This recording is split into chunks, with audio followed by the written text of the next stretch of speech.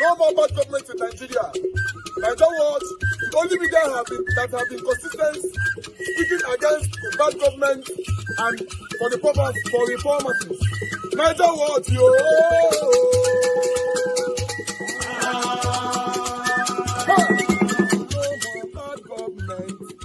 No more bad government. Nigeria what? No more bad government. Nigeria what? No more bad government. The only media that have been speaking. No more bad government. The voice of the voiceless. No more bad government. No more bad government.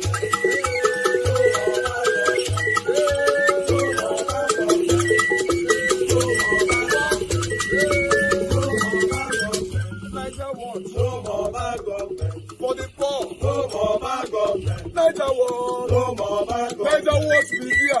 No more bad government. No more bad government. No more bad government. In Nigeria. No more bad government. No more bad government. No more bad government. The only media. No more bad government. The number one media in Nigeria. No more bad government. That have been speaking against government. No more bad government. Nigeria what? No more bad government.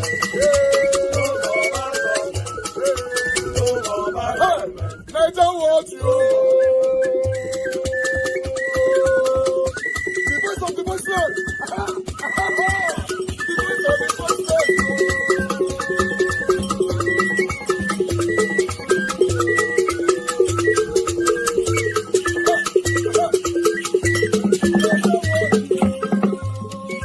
Voice for the voiceless. Voice for the voiceless. Nigeria what? Voice for the voiceless. Nigeria watch media. The only media that have been speaking against bad government. Being consistency since 1944. Voice for the voiceless. Voice for the voiceless. Umuwame. Voice for the voiceless. Umuwame. Voice for the voiceless. Voice for the voiceless. Voice for the voiceless. Voice for the voiceless. Voice for the voiceless. Voice for the voiceless. Nigeria watch you. We have been seeing all you guys have been doing, and we recommending to everyone in Nigeria, saying that you guys are the number one. Nigeria watch you.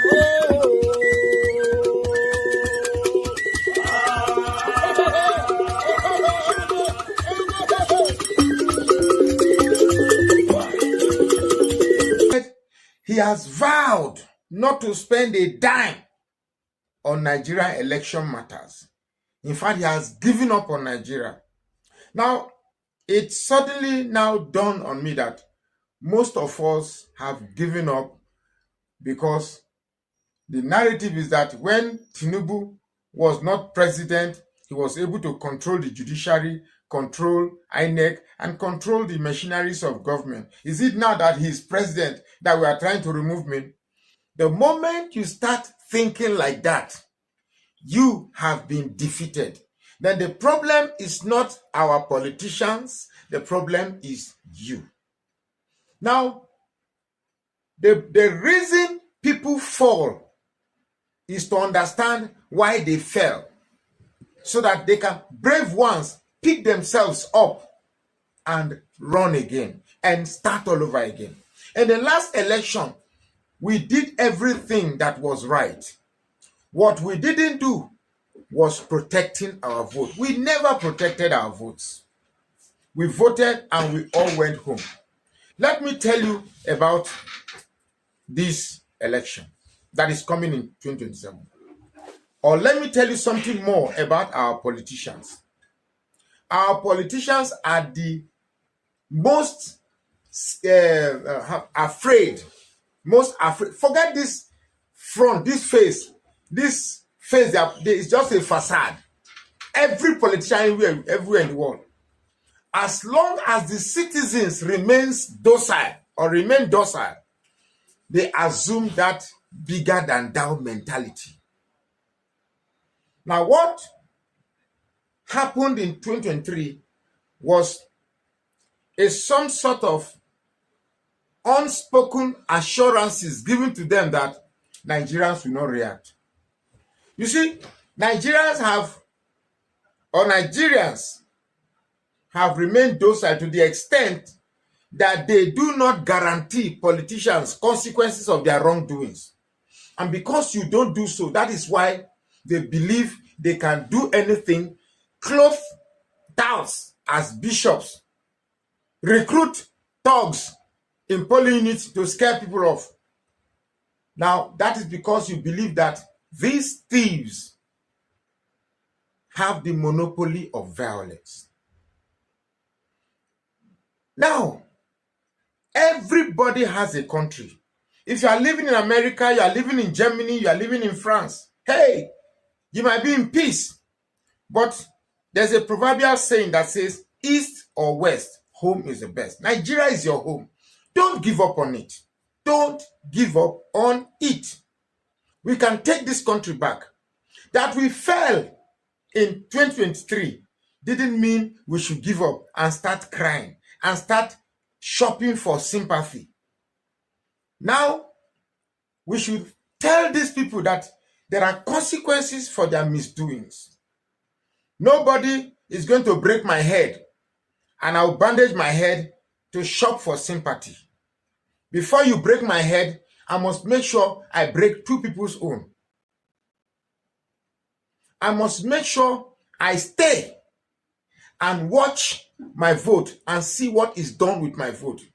I must make sure that no polling unit agent leaves that polling unit until I verify that my result as it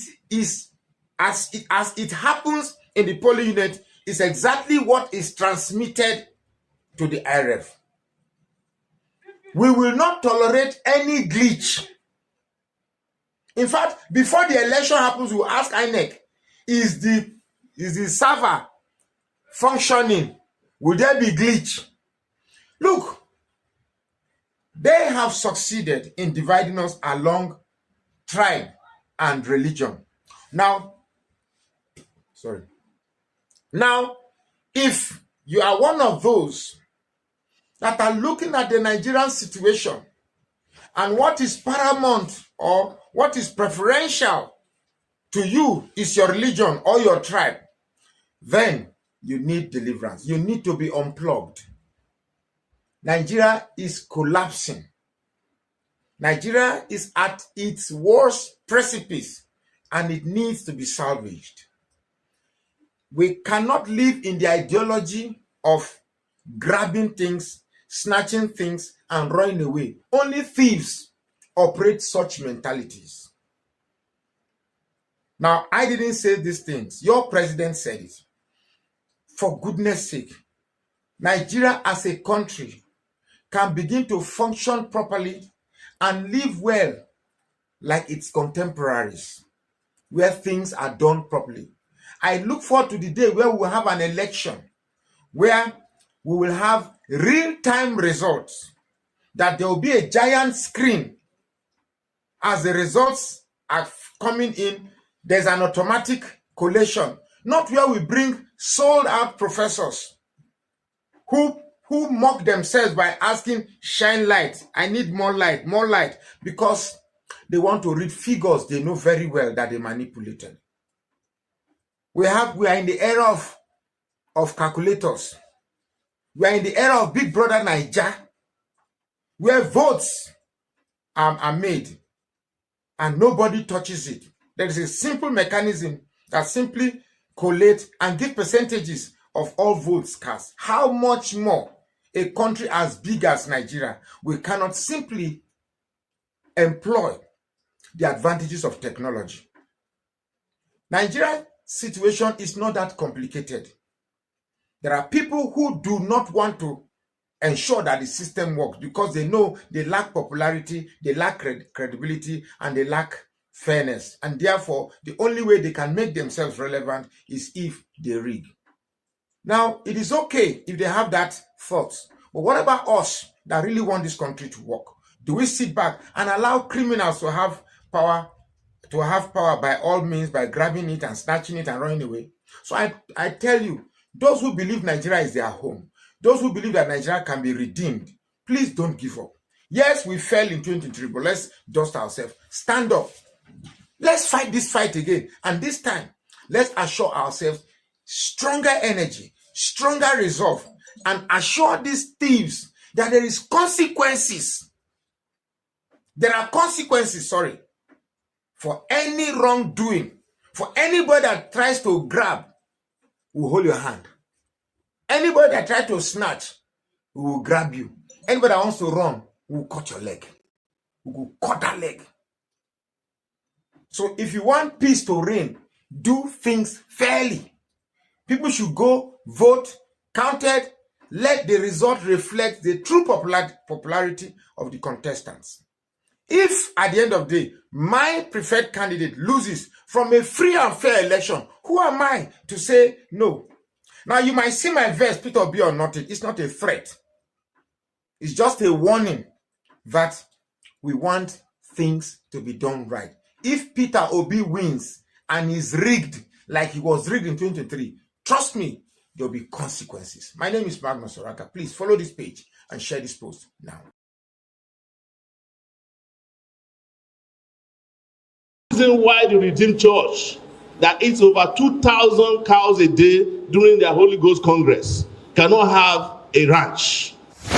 The people that eat meat the most, I've said it anywhere in the world, are Yoruba people. Yoruba have a name for every part of cow, nose, yansh, everything. But they don't have ranches in Yoruba land.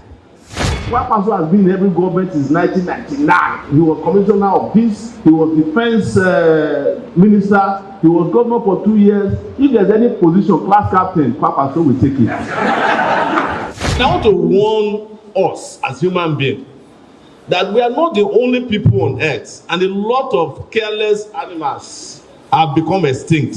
So notice towards the environment one day. Is very well out there. So we will wait and see. I mean, how Mr. Kachiko views this recognition from INEC with regards to the ADC. But then there have been other developments. Last time when you were on this program, we did take you up on, zoning, which you say you would not support your party to, zone, and you do not see the need for it as we go into the 2027 elections. However, yesterday we saw a meeting between Mr. Peter Obi and former President Goodluck Jonathan, who, who has been wooed, or who people, a number of political parties are saying, look, if we are to actually go with the zoning formula and for parties to even have trust, maybe he will be the most viable candidate for the ADC to woo into its fold, or even the PDP to woo into its fold, to give the APC a good run for its money. But are you reading any meaning into that meeting that happened between Mr. Peter Obi and President Goodluck Jonathan? In a democracy, the way that you reach decision is by dialogue, by compromise, by meetings, by conferences, by conventions, by congresses. So it is absolutely in order for politicians to meet and then take the decisions that they believe is in their own best personal interest and in the interest of the nation. And so we encourage dialogue amongst all our leaders. Is the ADC... All your leaders, sorry, yes. Specifically, are you saying ADC leaders? Absolutely. Because President Goodluck Jonathan has not joined the ADC, last we checked. Sure. Is he being wooed by the ADC? I told you this the last time I came here. We are wooing everybody. Including Goodluck Jonathan. Including Keller. Including Malcolm. Including Goodluck Jonathan. Including Goodluck Jonathan. Let me tell you the truth. In ADC, we emphasize membership even more than positions.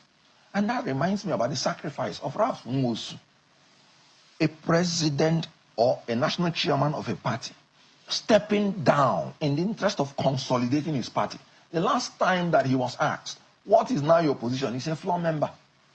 Because the members of a political party, the people of a country, they are the bosses in a democracy. Democracy is the government of the people. We emphasize membership in ADC.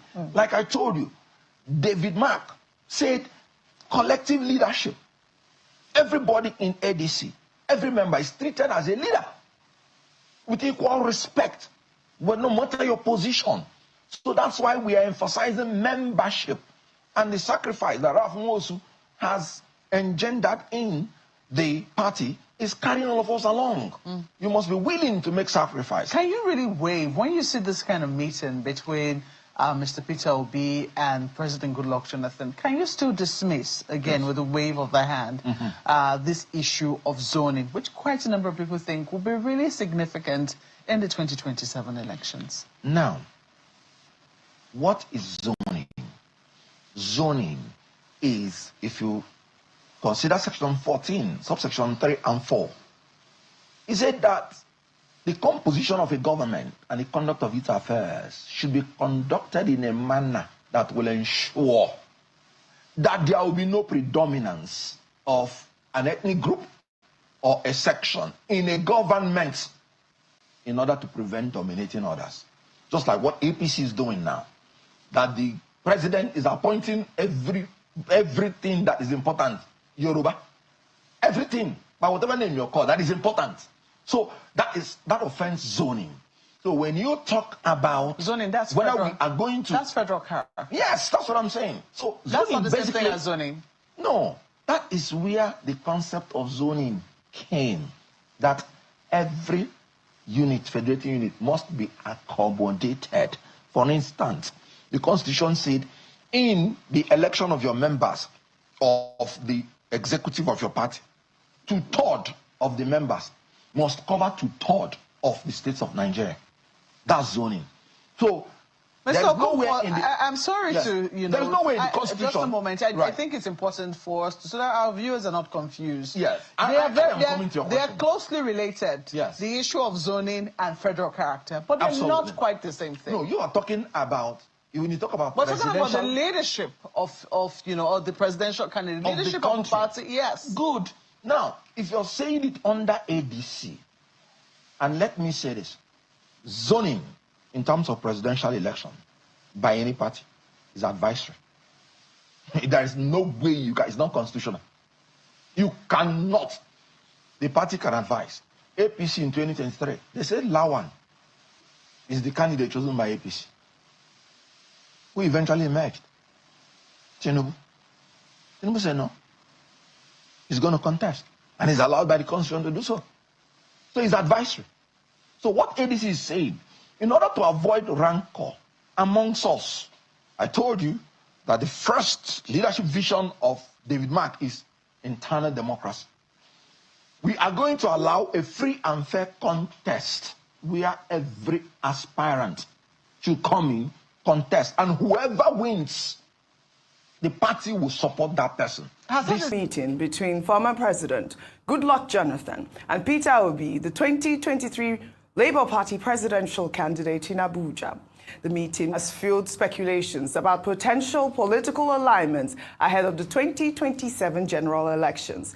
Peter Obi, in a post on X, described their meeting as fruitful and called Jonathan an elder brother and statesman. While the specific details of the talks were not revealed by either party, analysts suggest it could be a preliminary step towards forming a broad coalition for the upcoming elections. Well, in the meantime, following his private meeting with former President Goodluck Jonathan in Abuja, Peter Obi attended a support group summit and a book launch. In his remarks, Peter Obi spoke on the critical importance of electoral reform as the foundation for a prosperous Nigeria, arguing that it is essential for driving economic growth, creating jobs, and improving key sectors like health and education. He also urged young Nigerians to actively participate in the democratic process. The process through which people come into office is far more fundamental than even what they do when they're in office. If the process is faulty, you're likely going to have bad governance. You're not likely to have corrupt governance because the process through which they come into office is corrupt and they will sustain the corruption. If it is bad, it is going to be bad because there's no way people can come from a bad process and do the right thing. It is time for us to say enough is enough because that process, faulty process we're allowing, is allowing poor education of our children, allowing increased infant mortality because of no primary health care, allowing hunger, despair unemployment. So this is time for us to know that fighting the electoral process and making sure it's right is about fixing what is bad in our country. Thank you. This meeting and, of course, the photographs have, elicited some reactions on X, and I'll take some. This is from Richie X, who wrote, "Great to see Peter Obi and Goodluck Jonathan uniting for Nigeria's future. The focus on electoral reforms and youth engagement in ensuring our votes count. A new Nigeria is truly possible." Another ex-user wrote, "The greatest political mistake Goodluck Jonathan will ever make in his lifetime is to allow them push him into contesting for the president of Nigeria again. Not only will Jonathan be embarrassed heavily at the polls, he will forever lose that toga of honor and respect he's earned himself by relinquishing power to Buhari when it was the most difficult thing to do. Jonathan, as of today, is a global statesman who's earned himself a deal of good reputation. One wrong step is enough to ruin it all." Another ex-user wrote, "Dear Peter Obi, I humbly request an alliance with Goodluck Jonathan on the forthcoming general elections. You have a clean record, and Jonathan has a record of prioritizing human lives over his political ambitions. Nigeria has bled enough. Nigeria has a lot of leaders who care less how many lives are wasted as long as they maintain their political positions. We need a change. We need people with human hearts. We need a nation where politics isn't a do-or-die affair. We want to travel without fear or being stolen from our vehicles into the bush. We want to do business without spending much on generators. We want to graduate and have jobs. We want an environment that gives room for innovations, not like a dream killer. We want house and land agents to be banned." That was funny. "We want quality primary and secondary education and properly funded universities. Thank you for your attention to this matter." Finally, another ex-user wrote, "The news of Goodluck Jonathan and Peter Obi meeting behind closed doors in Abuja is certainly noteworthy, and it invites a lot of speculation about the topics at hand. Such meetings between prominent political figures often carry significant weight, whether it's about strategy, national issues, or collaborative initiatives. While the details remain private, the very act of convening signals a willingness to engage, discuss, and possibly influence the direction of ongoing political and social conversations in the country. It is a reminder of how leadership operates not just in public forums, but also in quiet, deliberate spaces where dialogue, negotiation, and reflection happen." I like that tweet. Rufy on fire. Okay, I mean, the truth has to be said. See, I see that tweet. We all want all those things. We want a better country, we want power, we want this, we want that. Politicians, yes, they play a very major role. And that's why this meeting between Peter Obi and Goodluck Jonathan is generating a lot of buzz, which automatically it will generate a lot of buzz. Dr. Batse, nothing has been reported. I don't think two politicians will meet if there's nothing involved. Mm-hmm. I don't think that we didn't get the readout of the meeting, but I'm not sure they will not still broach the matter of our country, our politician. Yeah, that's why Peter Obi posted. And Peter Obi will say, "My brother, this is our country." We are going to broach that matter. Okay. But you see, like I said before, what is certain is this. Our politicians need to come together in the interest of our country, number one. Number two, we must have a very robust contest in the next election.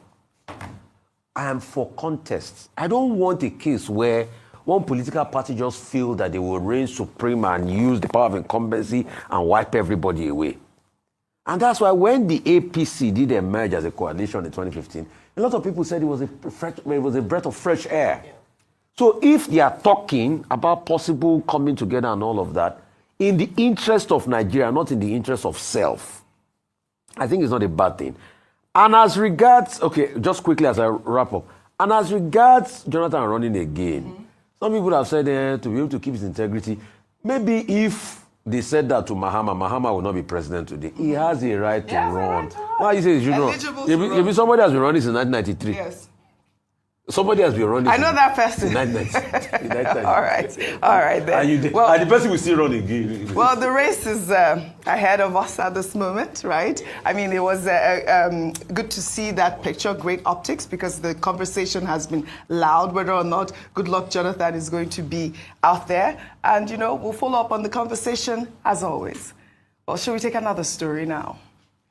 Investigative journalist David Hundeyin, in a post on X, speculated about a future political collapse in Nigeria, citing a 2010 report from the Rockefeller Foundation that he claims predicts a popular revolution. All right, my people, I will update today. I appreciate every one of you. Happy Friday to you all. Happy weekend to you all. Today is 12th September 2025. Hi, not be small, Tino. I surprised when I say the first lady of Nepal. That they all beat Woto like that. The whole first lady. But why the husband go all wicked like that now? The money where the thief says, not both of them they enjoy them. You don't leave your wife. The whole first lady. Hey! Now, wow, nothing lasts forever. Nevertheless, good morning, good afternoon, good evening to you all once again. Mother of all Mommy Diaspora, good evening to you, Mommy. I appreciate you always. Thanks for all that you do. I appreciate you for you being there for us always. Azi, thank you very much, my brother. I appreciate you. Thanks for always being there. Thanks for all that you do. God bless you. I appreciate every one of you right there on the comment section. We have loads of comments right there already. We have over 500 comments, so I can't mention all names, but I just want you all to know that I appreciate every one of you right there. I can see Mother Rita Betsmart. I can see Mike Akionbare. Thank you, my people. Thank you for your time with us today. Then we have Kingsley Gerahi. Thank you very much. I appreciate you. We have Abdul. Thank you. Tony South, Christian CXL, and many, many more. Madam Amen Bright, I can cite you as well. Thank you very much. Madam Suberry, thank you so much, ma, for the super chat. God bless you. I'm very, very grateful. Thanks for always being there.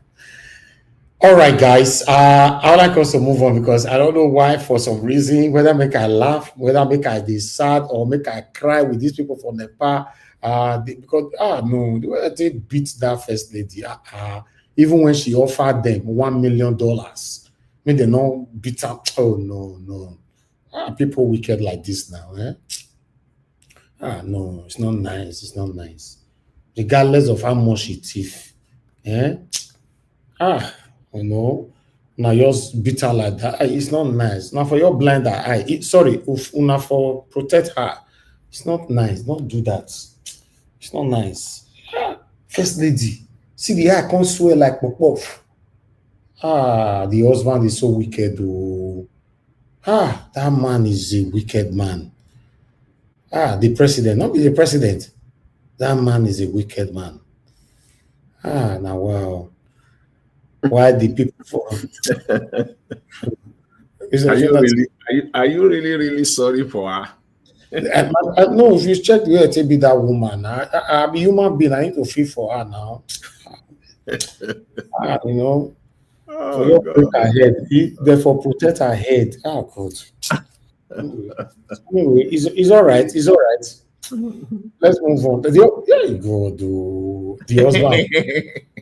Just imagine I say, our president, you're gonna leave your first lady like that. It's not fair now. Nigerians will do even worse than that. That's not fair. Mr. Jonathan, think on the women they take for the angle, only for the it's not nice. Exactly. Yes, sir. I know. Because if I say this now, people will say that someone doesn't have the art or feelings or emotion. But what do you want the people to do? No, therefore be the husband, not be the woman like that. Eh? No, say women always play a very big role in what their husband, who is the president or the prime minister or whatever, is doing. They play a very vital role. They say the husband just skippy rope, dive, skippy rope. They can't tie the skippy rope for helicopter. The woman, she look. See, no be the Minister for Women's Affairs in Nigeria. They treat the woman, a woman who's supposed to have feelings. Mm. You suppose have feelings, have emotion. No be woman go even say that, you know what, I'm going to make sure that women here, even woman to woman, just do, you know, this woman to woman thing. They can't even do that. Their heart is so seared to the point where they have no empathy. I mean, we talk of empathy and compassion. It takes somebody who has empathy and compassion. There are women, there are good women that would tell their husband that if you don't do the needful, me, I'm out of this. Yes. There are women who would tell their husband that I want to make heaven. And if you are the one that will cost me heaven, I'm leaving. There are women like that. And the man will change. I agree with you, Jonathan, 100%. The man will change because he doesn't want to lose his wife. That's true. He will change. Oh, wow. Anyway, my people, I would like to round up my presentation so we can start talking. I appreciate every one of you right there. As one I know, so we discussed about Pastor Jerry Eze. I think we did not discuss it, that we just referenced to it on the end of our broadcast. I think that was a couple of weeks ago. I can't remember though, but I know we discussed it here. How much he earns, whether monthly or yearly, I can't remember and all that. But I know we discussed similar thing, you know, that I'm going to showcase right now. But very dark man don't come talk about Pastor Jerry Eze. You know, say when they call him content creator, which one I go call Pastor Jerry Eze? Watch this. So the news says Pastor Jerry Eze emerges as Nigeria's highest paid YouTuber for the second consecutive years. Nigeria's highest paid YouTuber. I can't read comment section, laugh for Kibi. You see, God get the way to do it is. Anytime they try to water my personality down, anytime they try to water down my efforts, and to compare it with nonsense, God bring a very good example for them. So now, I go about, where there's a problem, I have the platform. This is what I do. I have the platform. I go there because I want everybody to see what the problem is. They will say, oh, he's a content creator. He's a cloud chaser. He's using it to chase cloud to make money on social media. Yeah. Now, when a favorite pastor, now be the highest paid for YouTube, are you also going to call Pastor Jerry Eze a content creator? Because now I've gotten a perfect answer to all the rubbish people want that my personal. If they don't say very dark man is a content creator, I'll say just like Pastor Jerry Eze. You see, God always stands for me. He's bringing a reason for comparison. Like it's like boom, boom.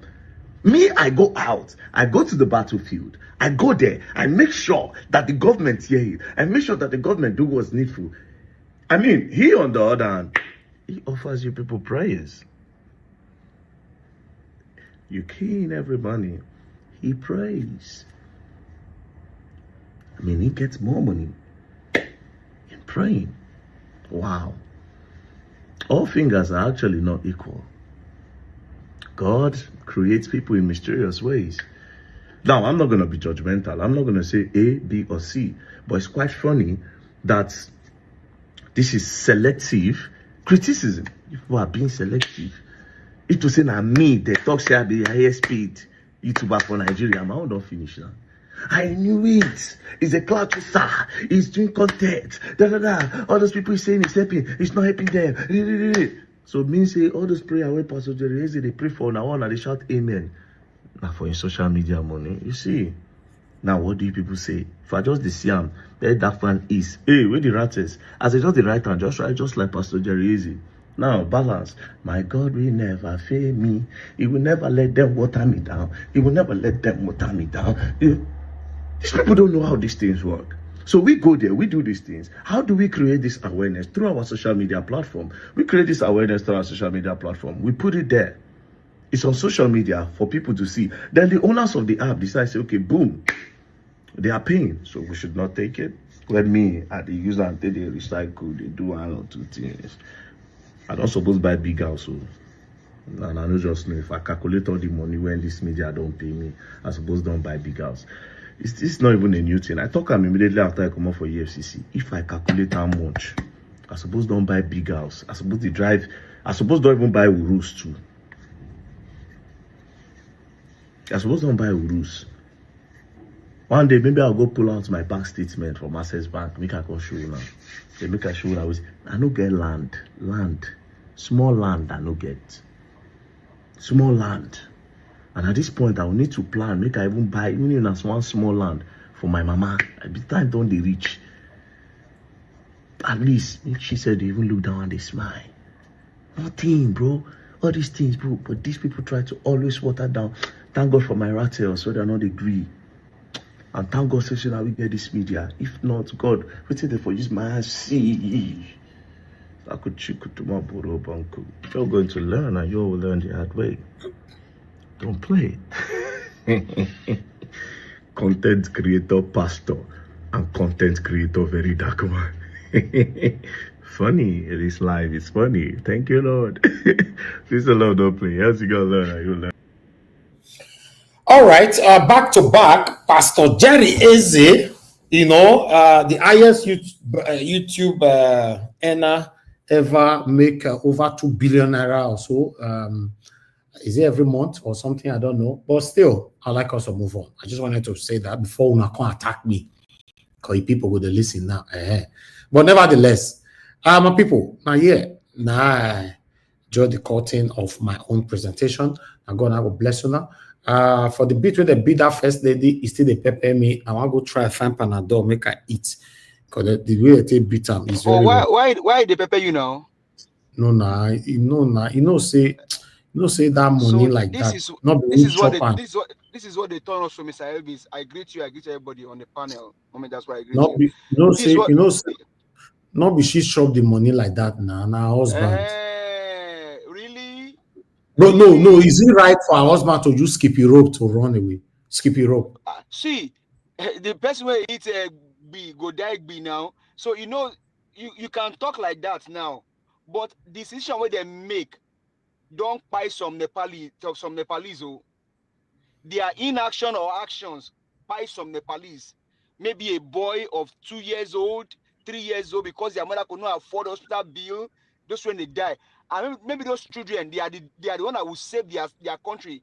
But because of their action and inaction, those when they buy, just like what we are seeing in Nigeria today now, some children are buying in those states or your states, all over the places, because some people decide to buy Rolls Royce, and now you begin to pity them.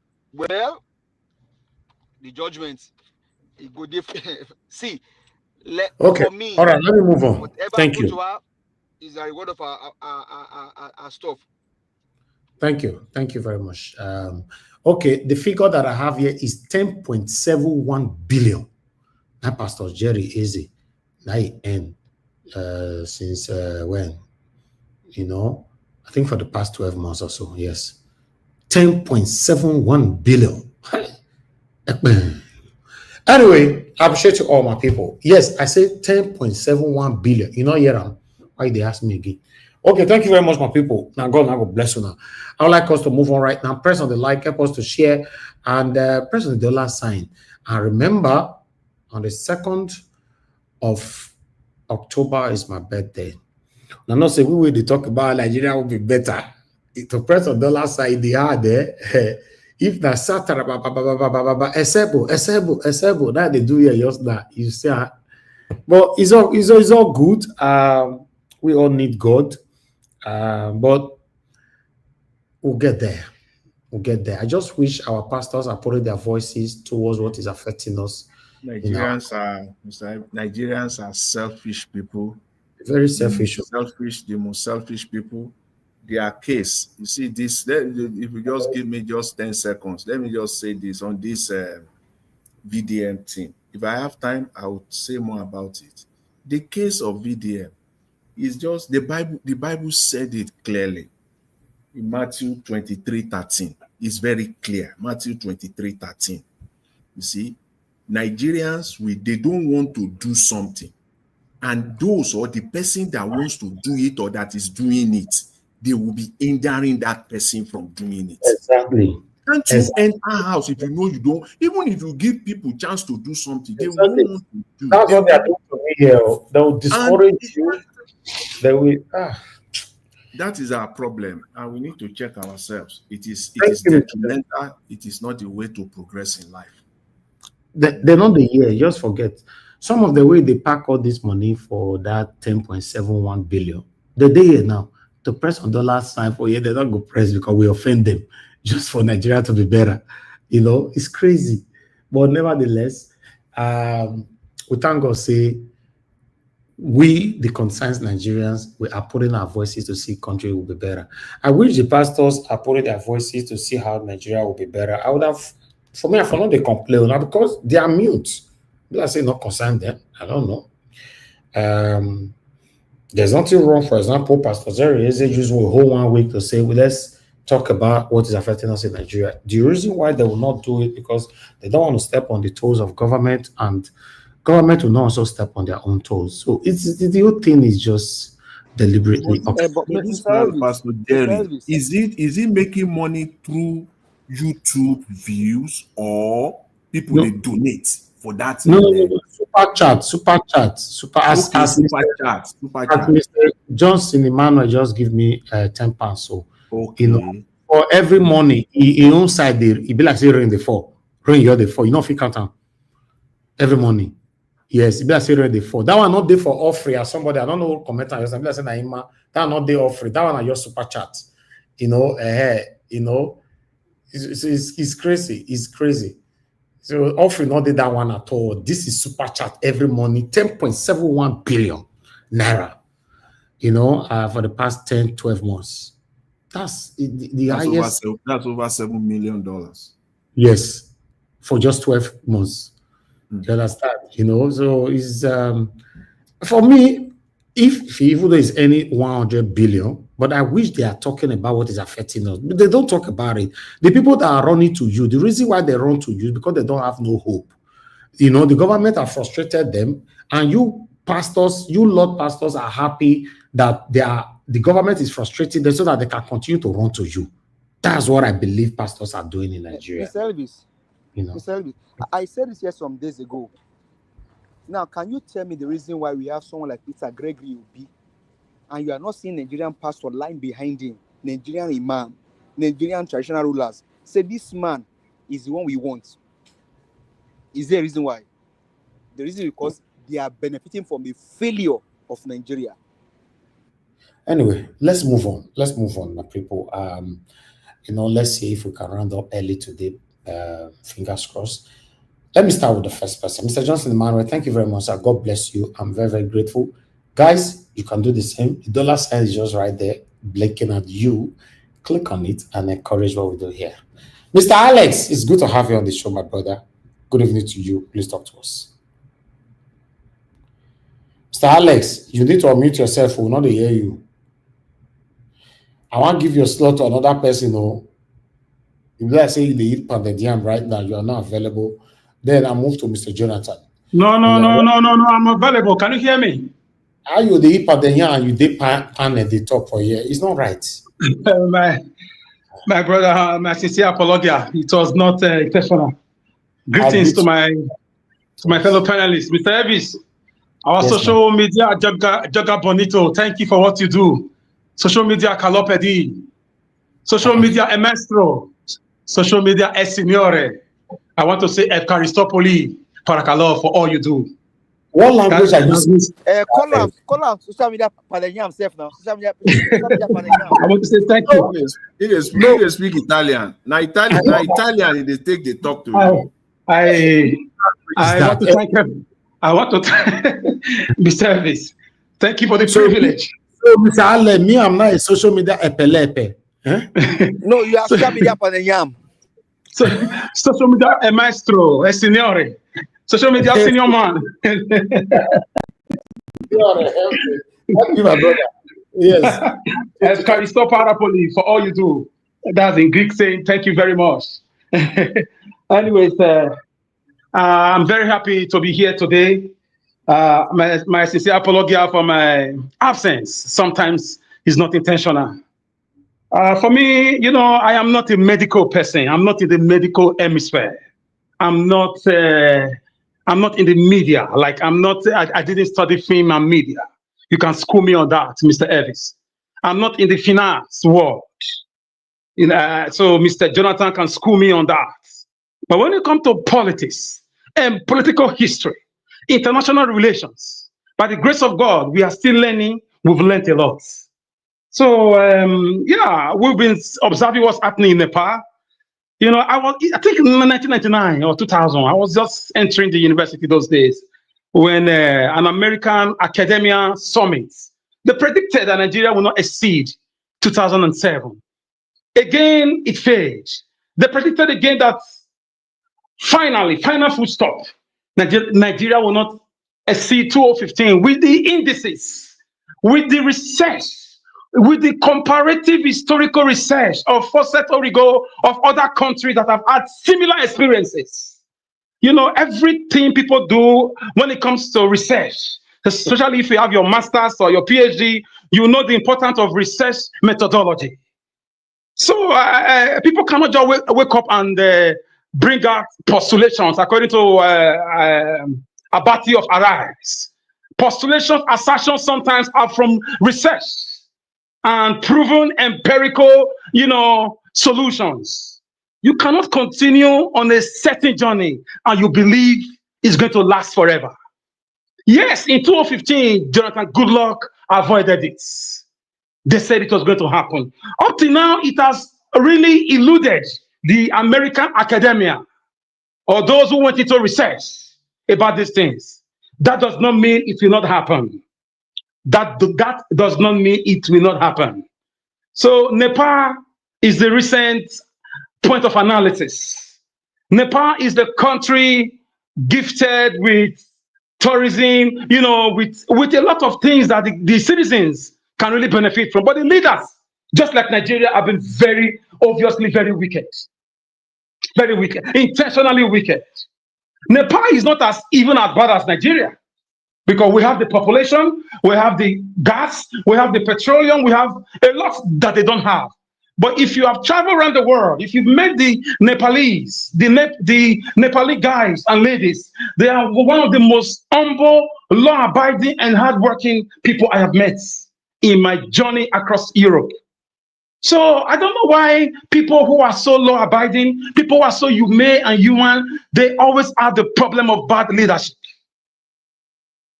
Nigerian leaders, they should be careful. We've already said it, that the end of the whole thing in Nigeria, if there is no drastic U-turn, if the likes of Tinubu and the likes of the senators, the governors across parties, the psychos that call themselves APC governors and PDP governors, if they continue in this road, listen, you will not believe it will happen.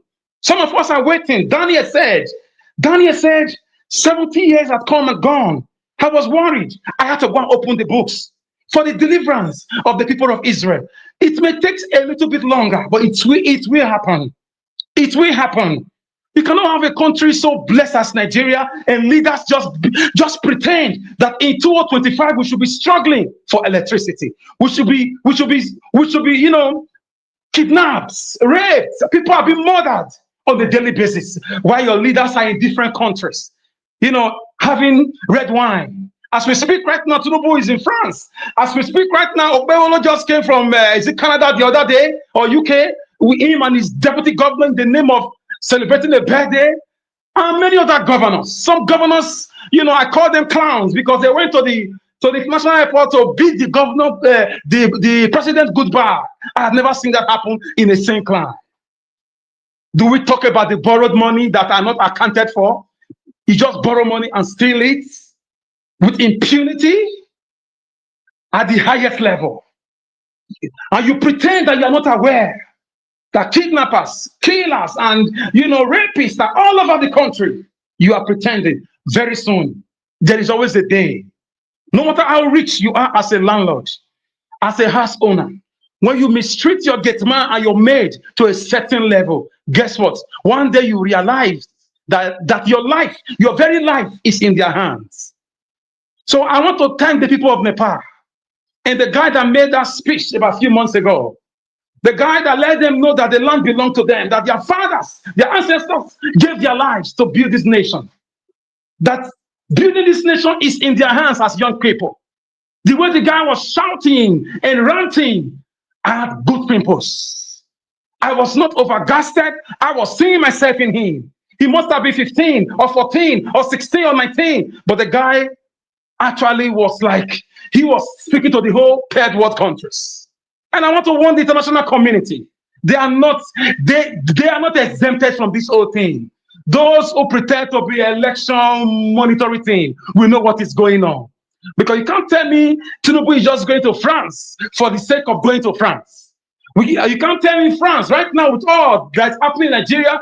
France did not play a role in Nigeria last election or in the Lekki Toll Gate saga, or France do not have a hand on what is going on in Nigeria.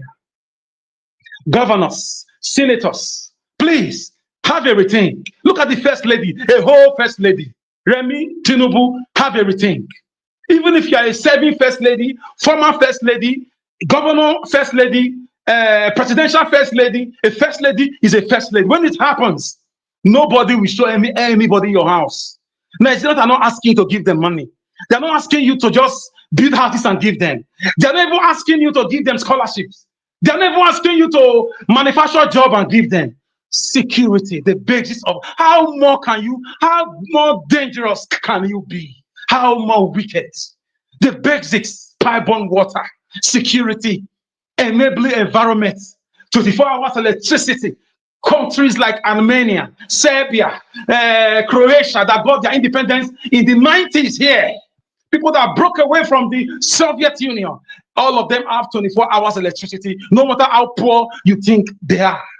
They call them Eastern countries, poorer European Eastern countries. In Bulgaria, lights don't go off. In Croatia, lights do not go off. In Armenia, lights do not go off. In Serbia, lights do not go off.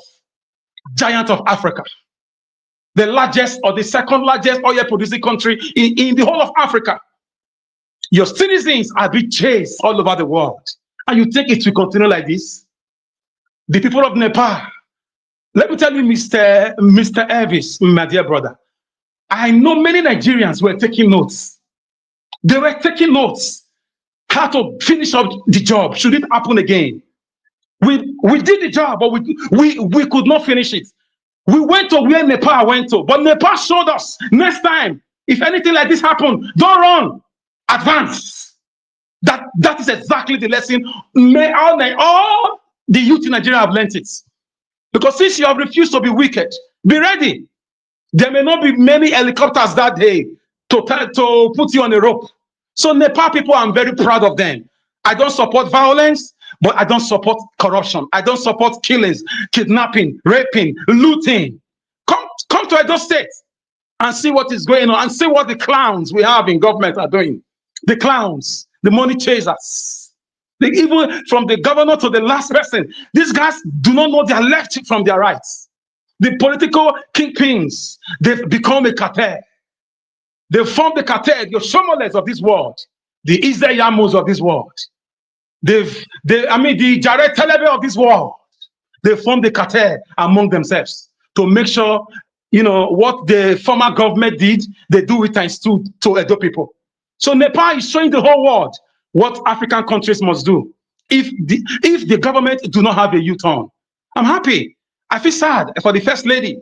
But the first lady, as a woman, she should have divorced her husband. She should have resigned from the government. She should have, done something differently. Women play a big role in the life of men at any position of leadership. You can't rule no matter how strong a man is. He can never be stronger than his wife. Now I speak in parables. So do not think if your husband can escape. You have children, you have cousins, you have nephews, so why are you being wicked? House of Rep members, why are you being wicked? Political shiftings, PDP, Labour Party, what is the gain of the wickedness? Look at the country, look at the currency. We've been saying it, we'll keep saying it. Mr. Evans, thank you for your platform. Mr. Peter will be meeting with Mr. Goodluck. Mr. Evans, for me, I don't see any way out anymore with the political solution. I don't. We passed that stage. The drug baron, according to American society, that is in Aso Rock right now will not allow anything happen. Nigerians have to take their lives in their own and their destiny in their own hands. 2027 will not be different from 2023. I don't see anything different happening. And personally, I have lost interest in anything that has to do with elections, democratic process. Yours sincerely, Mr. Peter Obi, I'm sorry to disappoint you. I have left that hemisphere of believing that one miracle will happen or one Messiah will come. No. I've lost that political stamina. So I'm waiting, quietly waiting for the day in Nepal will happen in Nigeria or in Edo State. In my own area, I will do the needful. At least my children will be proud of me. I did my best. I did my part. I spoke and I also acted. Let them continue pushing us. They will push us to the level of Nepal. So Nigerians, we are waiting for Nepal to happen. Hopefully, very soon, I don't know when. So finally, let me leave it here. If there is no electoral reform, forget about elections. It's a scam. It's a fraud. Your PVC is useless, according to Nnamdi Kanu. May God bless him wherever he is. Your PVC is as useless as a plastic rubber. Nothing will happen with your voting. It's a charade. It's a mirage. It's just a formality. If they have not even written the results already, they've already cocoon and marooned what they're going to give you in 2027. Let us demand for electoral reform. Let Professor Mahmoud Yakubu let him be sacked. We demand immediate electoral reform. Apart from that, count me out of the Nigeria political or democratic process. I'll leave it to Mr. Elvis. It's good to be here. My friend. Thank you, brother, Mr. Alex. Thanks for that vibrating submission as usual, and I'm very happy that you came in to put your voice to this. Yes, I hope they listen. Thank you. God bless you.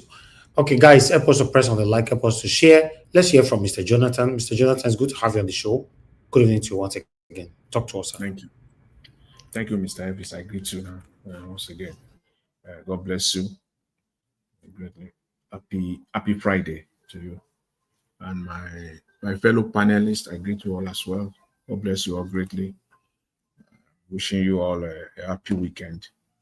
And I greet Mommy Diaspora once again. Good evening, man. God bless you greatly. And the commenters, the callers, I greet every one of you, prospective callers. God bless you all abundantly. You are welcome. Let me quickly reiterate one of the lines of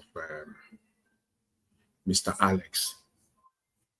And he said, and I want to quote him, that, do Nigerian politicians think it will continue like this? Do the Nigerian politicians, do they think that it will continue like this? If they do, at their own peril, because it will not. If they have any brain, if they still have anything at all, still remaining, any thinking capacity at all, they should know. They should enter their house, various rooms, inside their bedrooms, and answer that question. And if they know that it will not continue like this, then they will start to do the needful. Because it will not. I stated it here 2 or 3 days ago. I said it will happen. What happened in Nepal, it will happen in Nigeria. I may not be able to pinpoint or lay my hands on when, but it's very close. It's very, very close. And I strongly believe that what will be the last straw, that's my own belief, what will be the last straw for Nigerians will be if the 2027 election is rigged. If the 2027 election is rigged, I strongly believe that will be the last straw for Nigerians. So if Nigerian politicians can be kind to themselves individually and collectively, that it can't continue like this, it just can't, then they will do the needful. a country, when we all saw the video of the first lady of a country. Look at the way, like a common criminal. Like a common criminal. Yes. The way she was treated, malhandled, no regard whatsoever. You will quickly ask yourself, where is compassion? Where is mercy? Where are people's emotions? Those are the things that will first of all fly in your mind. But you will also have to ask yourself, when these people are in charge, where was their compassion? They had zero compassion. So if you want to be fair, as that feeling comes in, you have to counter it. Where is the compassion of these people? They have no compassion of any kind. Because it is only a man that has no compassion. You will see your nation. Look at Nigeria. Our politicians have zero level of empathy. They don't give a damn. They don't care. Animals are better. Animals are better. Animals have people, some of us here have dogs. They have compassion. Animals, at least dogs that I can relate, I can relate to. The kind of compassion, so they have, animals are better than them. Zero compassion. If not for the fact that they have zero compassion, look at what is happening in Kebbi State. Just look at that. 2 days ago, I said the guy who reported that hospital, that dilapidated hospital, was arrested. Now they released the guy. And the guy now went and he used his own money, a journalist, to buy mattresses, brooms for hospitals, state hospitals. What a shame. And it's a state that has a governor. And it's a country that has borrowed mercilessly.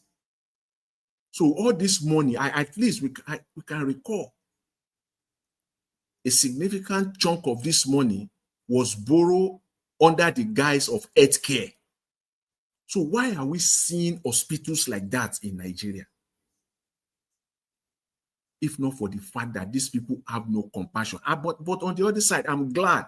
It was just 3 days ago here, we talked about it, that Nigerians should start doing this. And I don't know whether they listen here. I don't know. But what I'm seeing now, I'm just happy. I'm expecting more of it. Bring their shame out. I'm really happy. I'm seeing it. It was just 3 days ago that we talked about it here. That Nigerians should start doing this. I'm glad that doctor that came. We want more of that. At least start bringing them out. The shame. If you can't do anything, at least this we can do. If you are in Nigeria, if I will say this here, if your problem is logistic, get in touch with Nigeria. Get in touch with me. I will provide logistics for you. I will provide the wherewithal for you to go to the primary schools, secondary schools, hospitals, where you will go and bring this shame out to Nigerians. Please.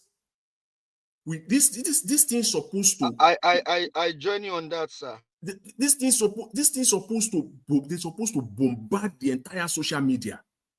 Each state, because there is no single state, including Abuja, that does not have this type of hospitals, that does not have primary schools. I always emphasize primary school. I always emphasize primary schools because that is the core of education. Which of the politicians will send their child, even their gate man, the children of their gardener, to Nigerian public schools? Gardeners today don't even send their children to public schools. Gardeners don't send their, I'm talking from experience. They don't send their children to public school anymore. They send their children to private schools in Nigeria. That is how bad it is. We need to bring out their shame, because Nigerians like to pretend we are a set of prideful people. That is where you need to touch. When you touch them, where it really hurts them, where it really pains them, when you bring their shame, because Nigeria likes to live above their means. They like to prove that they have what they don't have. And if you try to disprove that, if they can fight you, they will fight you. If they cannot fight you, they will do the needful. We just have to do this. Look at Kogi State. I'm proud of that doctor that was bold to come out on social media. And I'm hoping that they will not bounce on him. I'm just hoping that they will not bounce on him. Because if they do, they will only be further dancing naked in the market. So what happened? Nigeria is even, see, I don't even think that Nepal as a country so far had experienced more than what Nigerians, have experienced to date. I don't even think it's up to half. Nigerians have taken more, much more. A country that flows with milk and honey. You only have a set of, somebody was talking the other day, said they are not up to 100,000. The people that are destroying Nigeria, if you count them 1, 2, 3, you will be done before you count 10,000. And before you count 10,000, you will be done. These are the people that are destroying the lives and the capacity of over 200 million people. Just look at what is happening. Just that is one state for you, and it is across board. And finally, on this VDM thing again today, because I didn't know that you would bring it up again today. See, let me say this. Nigerians, it's still all connected. It's still all interconnected together. We don't want, when Nigerians see someone advancing, for whatever reason, I just don't, that's the reason why we cannot coalesce together. That's why we can't coalesce together. We can't come together as a people. If the guy is a content creator, so be it. Let him be a content creator now. At least it is for good. He's doing something good to make money. At least it's for something good. That's just let it fly. If you can't do something, you don't have to stop other people who wants to do, who are ready and willing, or who are already doing it, especially when it is something good. You have your own reason for not doing it. Leave him. Time will tell. If he's doing it for other ulterior or selfish motives, time will tell. Because as I said yesterday, we are not perfect human beings. And this guy VDM, is not infallible. He's not a perfect guy. So let it be. And if he's doing it for money, let it be. Let it be so. He's doing it for content. Okay, let it be so. After all, it is something good. Thank you. So I'll leave it there, Mr. Elvis. I will use the next time to talk on David Udein and show where. Yeah. All right. Thank you. Thank you, Mrs. Thank you, sir. God bless you. Thank you very much for your submission. Mr. F. Emmanuel, are you there, sir? Yeah, my brother, I did, full ground. I bet talk to us. Good evening to you, sir. Afternoon from here. You don't turn to Niger guy now. You don't leave us for Obodo Yubo. No problem. God day. I hope say they get correct blacks up there. Now he come before me, I come before him. Oh boy, I was there before you. Better stay your corner before I send Napa people to you now. All right. I just want to confirm if you come before me, I come before you. You know, me, we did the same place, so I know I go take drag your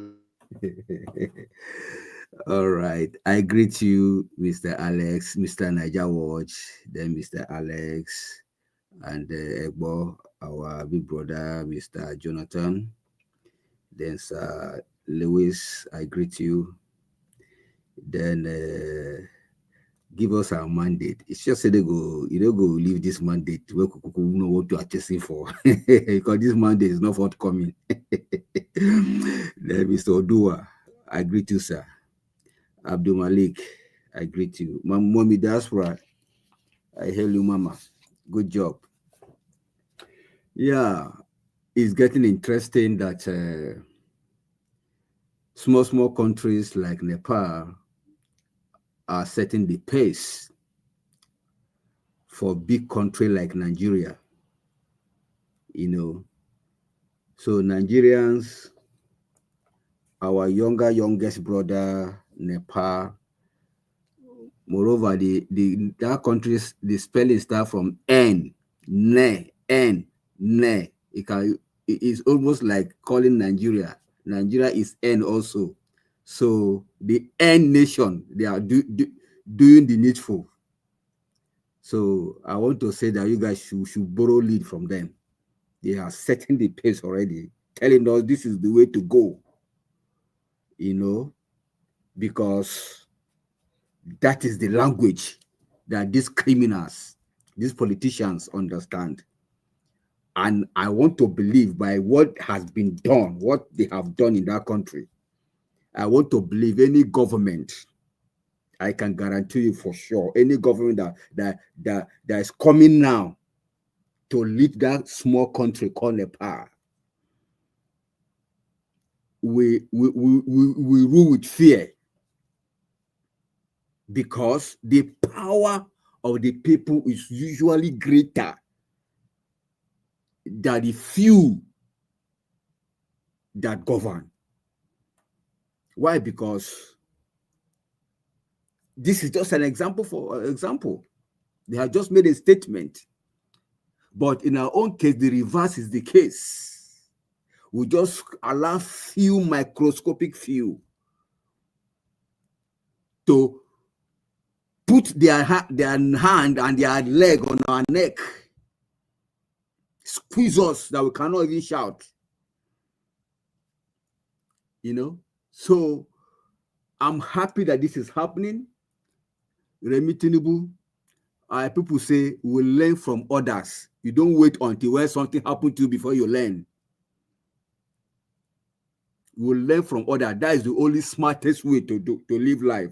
Learn from other people's mistake. I hope you're saying. Not to come out and be soliciting for donation for library that at this time and age that people have gadgets. People have gadgets that have ChatGPT, AI everywhere. Your phone is enough library for you. You don't need physical building to learn what you want to learn. So all those ones you are soliciting is just another SPV on its own. So please learn from what has been done to this first lady in Nepal, please. Otherwise, it will be brutal. It will be more brutal. Therefore, Peter Obi and Jonathan, for me, what I will say is that something is cooking. That's what I feel. That is my opinion anyway. Something is really cooking between Peter Obi, Goodluck Jonathan, ADC, and the likes. I think they want to shock APC. Whatever we are saying here, whatever the media is saying, is speculation. Nobody has the detail of what they have discussed behind the scene or behind the back door. And I feel that there's a possibility that Jonathan might let Peter Obi to carry the card bearer of ADC. Even though Jonathan is not in ADC, I know it's in PDP. Why Shey Makinde my front the ticket for PDP, because the strategy they are coming up with now is to destabilize APC, is to make APC not to understand the direction they are going and launch attack surprisingly. It's taking them by surprise because they know that APC has put in different stooges in different parties. So how would they outsmart them? Is to make it leave it in this way they are doing it. If you turn here, you hear one story. If you turn there, you hear a different story. So the stories are not adding up. So that could bring confusion in the camp of the enemy. So that's what I feel, because for me, the level where Goodluck is now, if he is coming out again for presidency, it's like dethroning himself, because as he is right now, he's already a world figure. His name, say good name, is better than silver and gold. I don't think as he is now, he lacks silver. I don't think he lacks gold. He has all those ones. And he also has the good name already.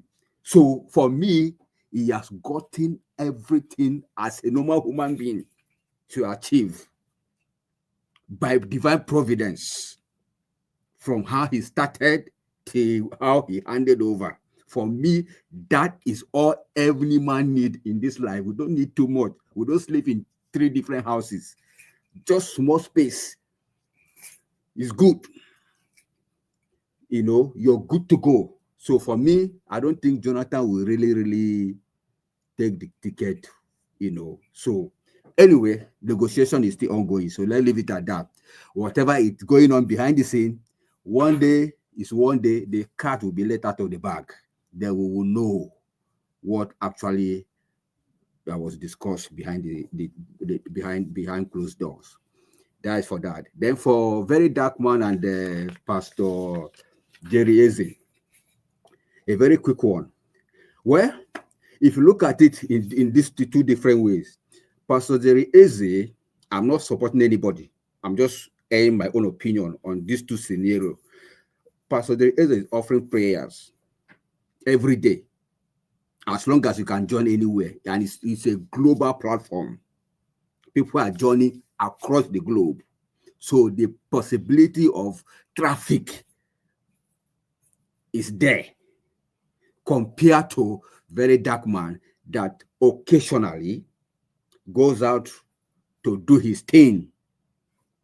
So it can't be compared. The 2 cannot be compared. Though Very Dark Man is also getting traffic, but cannot be compared with that of Jerry Eze because of traffic. That's my opinion.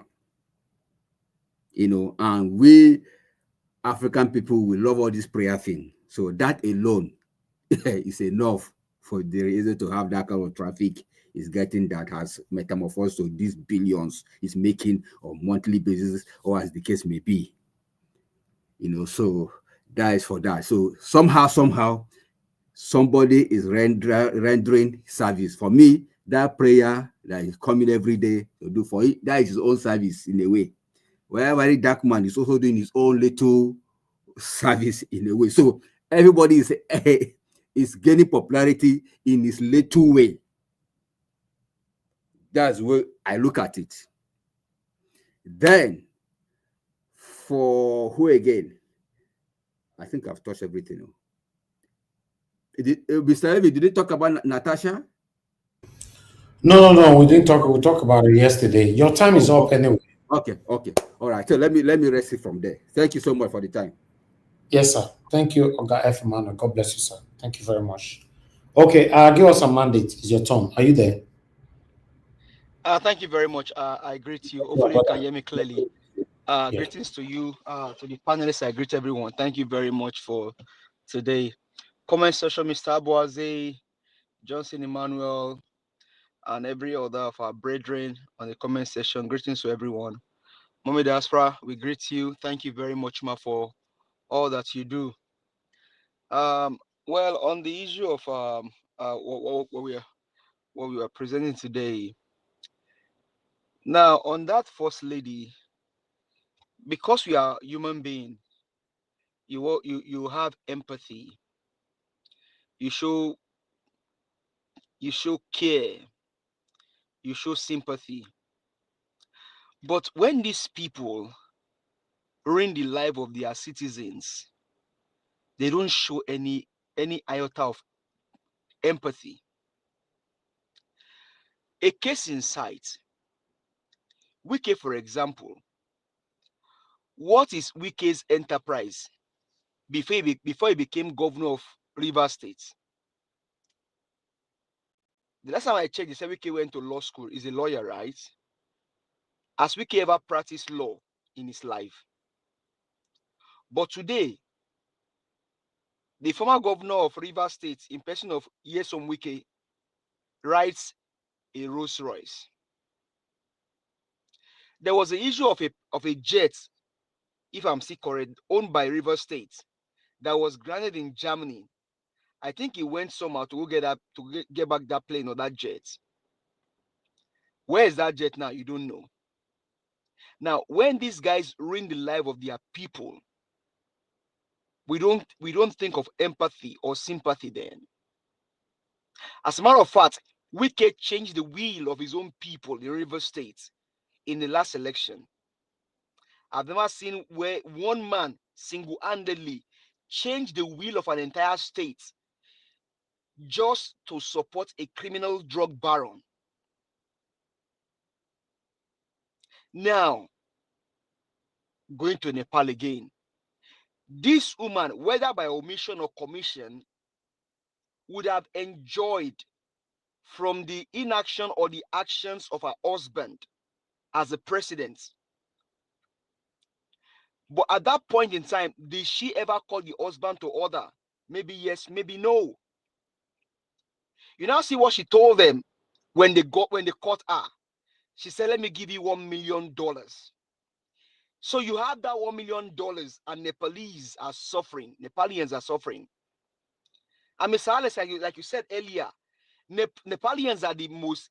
They are very, very humble. As a matter of fact, we have them here in the DFW area in Texas. As a matter of fact, I went to school with some of them when I was in community college. I still see them today. They come from Nepal to come study here in the US. Very humble people. You can basically sometimes not even trace crime to them because they want to go their way. Easy-going people. But their leaders destroying their country, ruin their lives and their destinies. Now that woman, now remember that she has $1 million. Now that $1 million, you ask yourself, where did she get the money from? Maybe from the looted fund of the husband. That's where she got the money from. You can't tell. Mr. Alex, you said something about the Nigerian in quote first lady, wife of the criminal drug baron. That she's offering service to Nigeria. She's not offering any service because she was not elected. Remi Tinubu was not elected by Nigerians. So there is no service she's offering to Nigerians. Rather, she's stealing from Nigerians, allegedly. Before the elections, Remi Tinubu told Nigerians that they are not poor. And so they don't need Nigeria money. The same Remi told Nigerians that, oh, she borrowed money from Shetima's wife. Fast forward, less than 1 year, Remi Tinubu is giving billions of naira. Where did she get the money from? I don't know.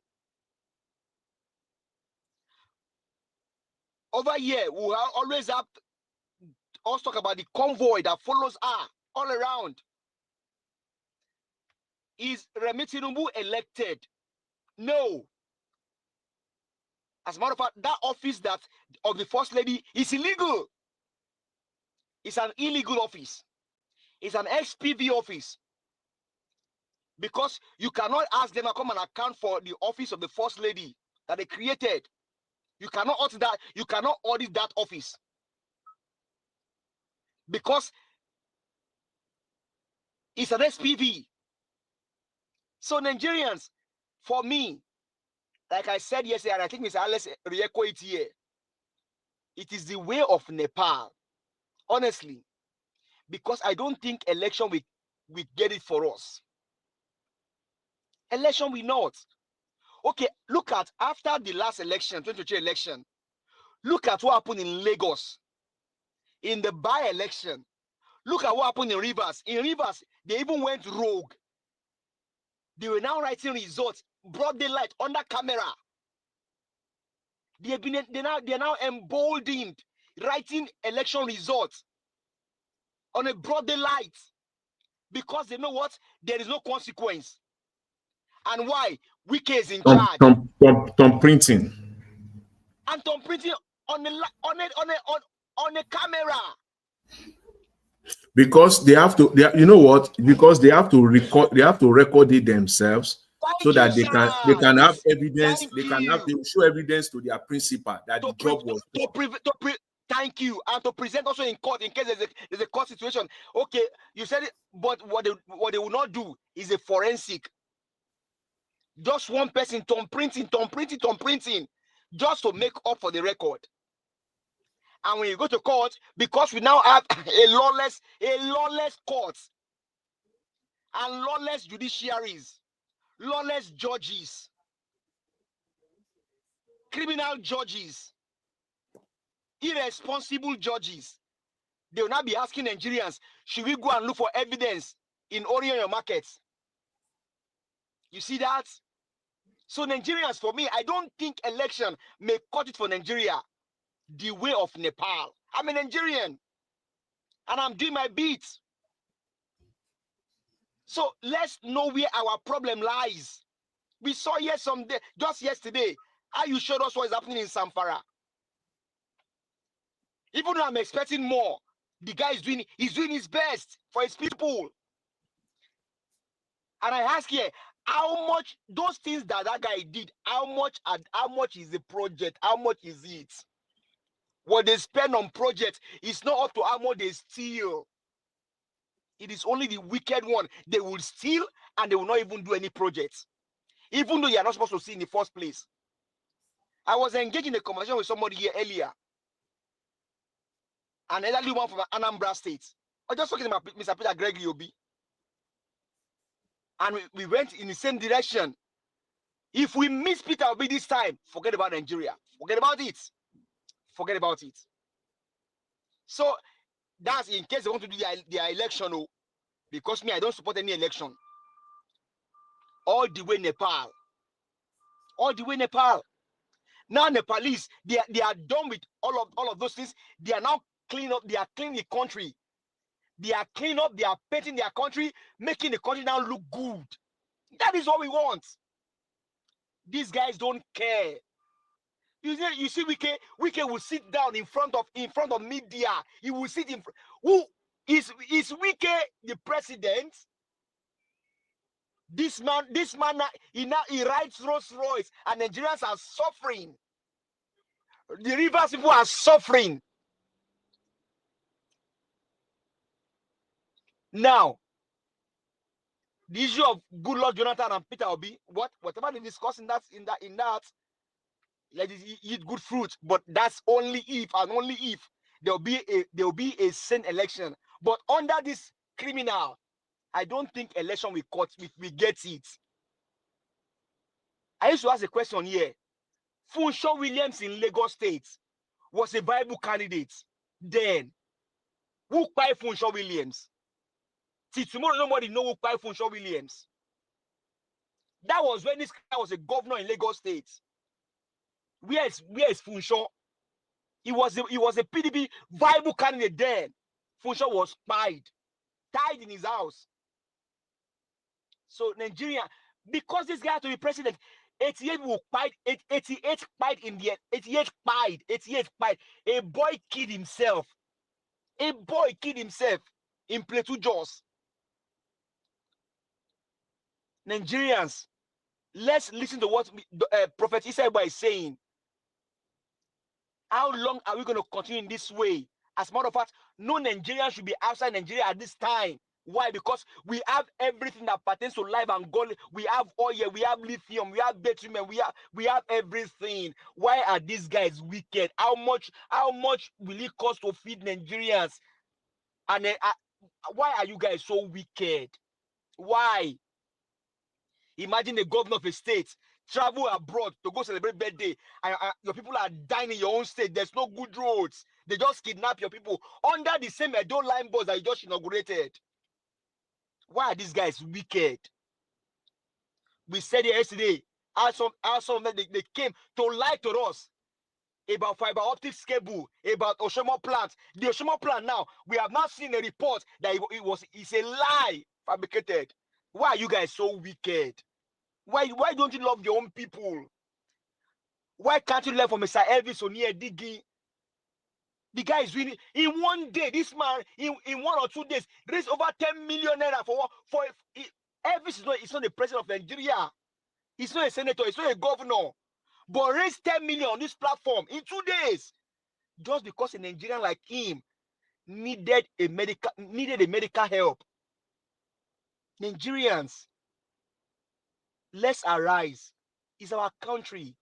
We cannot allow these guys to run us over. We cannot allow them. We cannot. Our children, and the one that will come after our children, we don't even know what the future holds for them, because these guys have borrowed everything and we are paying for it. No good roads, no hospital, no lights. Which country operate like that? Which country operate like that? Mr. Ale just mentioned the Soviet Union. You know why Putin is crazy? Why Putin is running crazy today? Because the Soviet Union bloc has been destroyed, and he wants them back. That's why he's doing what he's doing today. And because they will not come back, he wants to destroy everything. Nigerians, let's arise. We can do this. If Nepalese, one of the gentle people, honest people, humble people on earth can do it, we can do it. These guys don't care. They don't care. You put them there thinking they are good. When you check them up, nothing. Look at Ireti Kingibe, for example, in Abuja. Flag boy was saying, Ireti, what have you done? Nothing. Nothing. So for me, I don't think election may cut it. I don't think so. I don't think so. Mr. Elvis, thank you very much for what that you've been doing, and God bless you. You are not a governor, a president, but you do your bit for your country. Thank you, sir. I read the mic.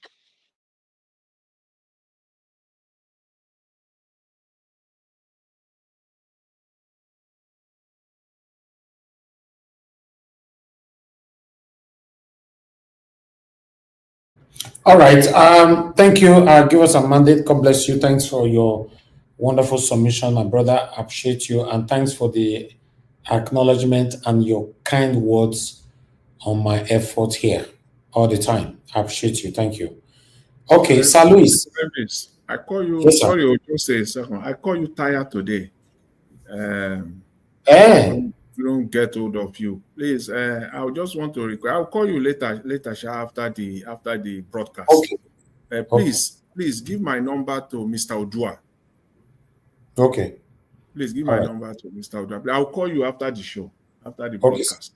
Yeah. Okay. Thank you. No. All right. Thank you very much, my people. Mr. Odua, you try to send me a message on my WhatsApp, then I'll forward it to you. Sir Luis, talk to us, sir. It's good to have you on the show. Good evening to you. Hello, good evening, everyone. Good evening, Mr. Elvis, and my honorable gentlemen in the house. Good evening, everyone. Thank you for coming, Mama in diaspora. Thank you very much for this opportunity. Let me just start from the protest in Nepal. For what I've seen so far, I think the protest is probably it got out of hand, but what really struck me is in their protest, they still knew exactly what they wanted. I think a man was released from prison who was arrested by the government. And according to what I saw in the news, when they released the man, the protesters are saying that man they want that man to be part of the government, the next government. according to what they are demanding for the change of government in the country. Now, for me, it tells me protesters actually know what they want. People who know what they want.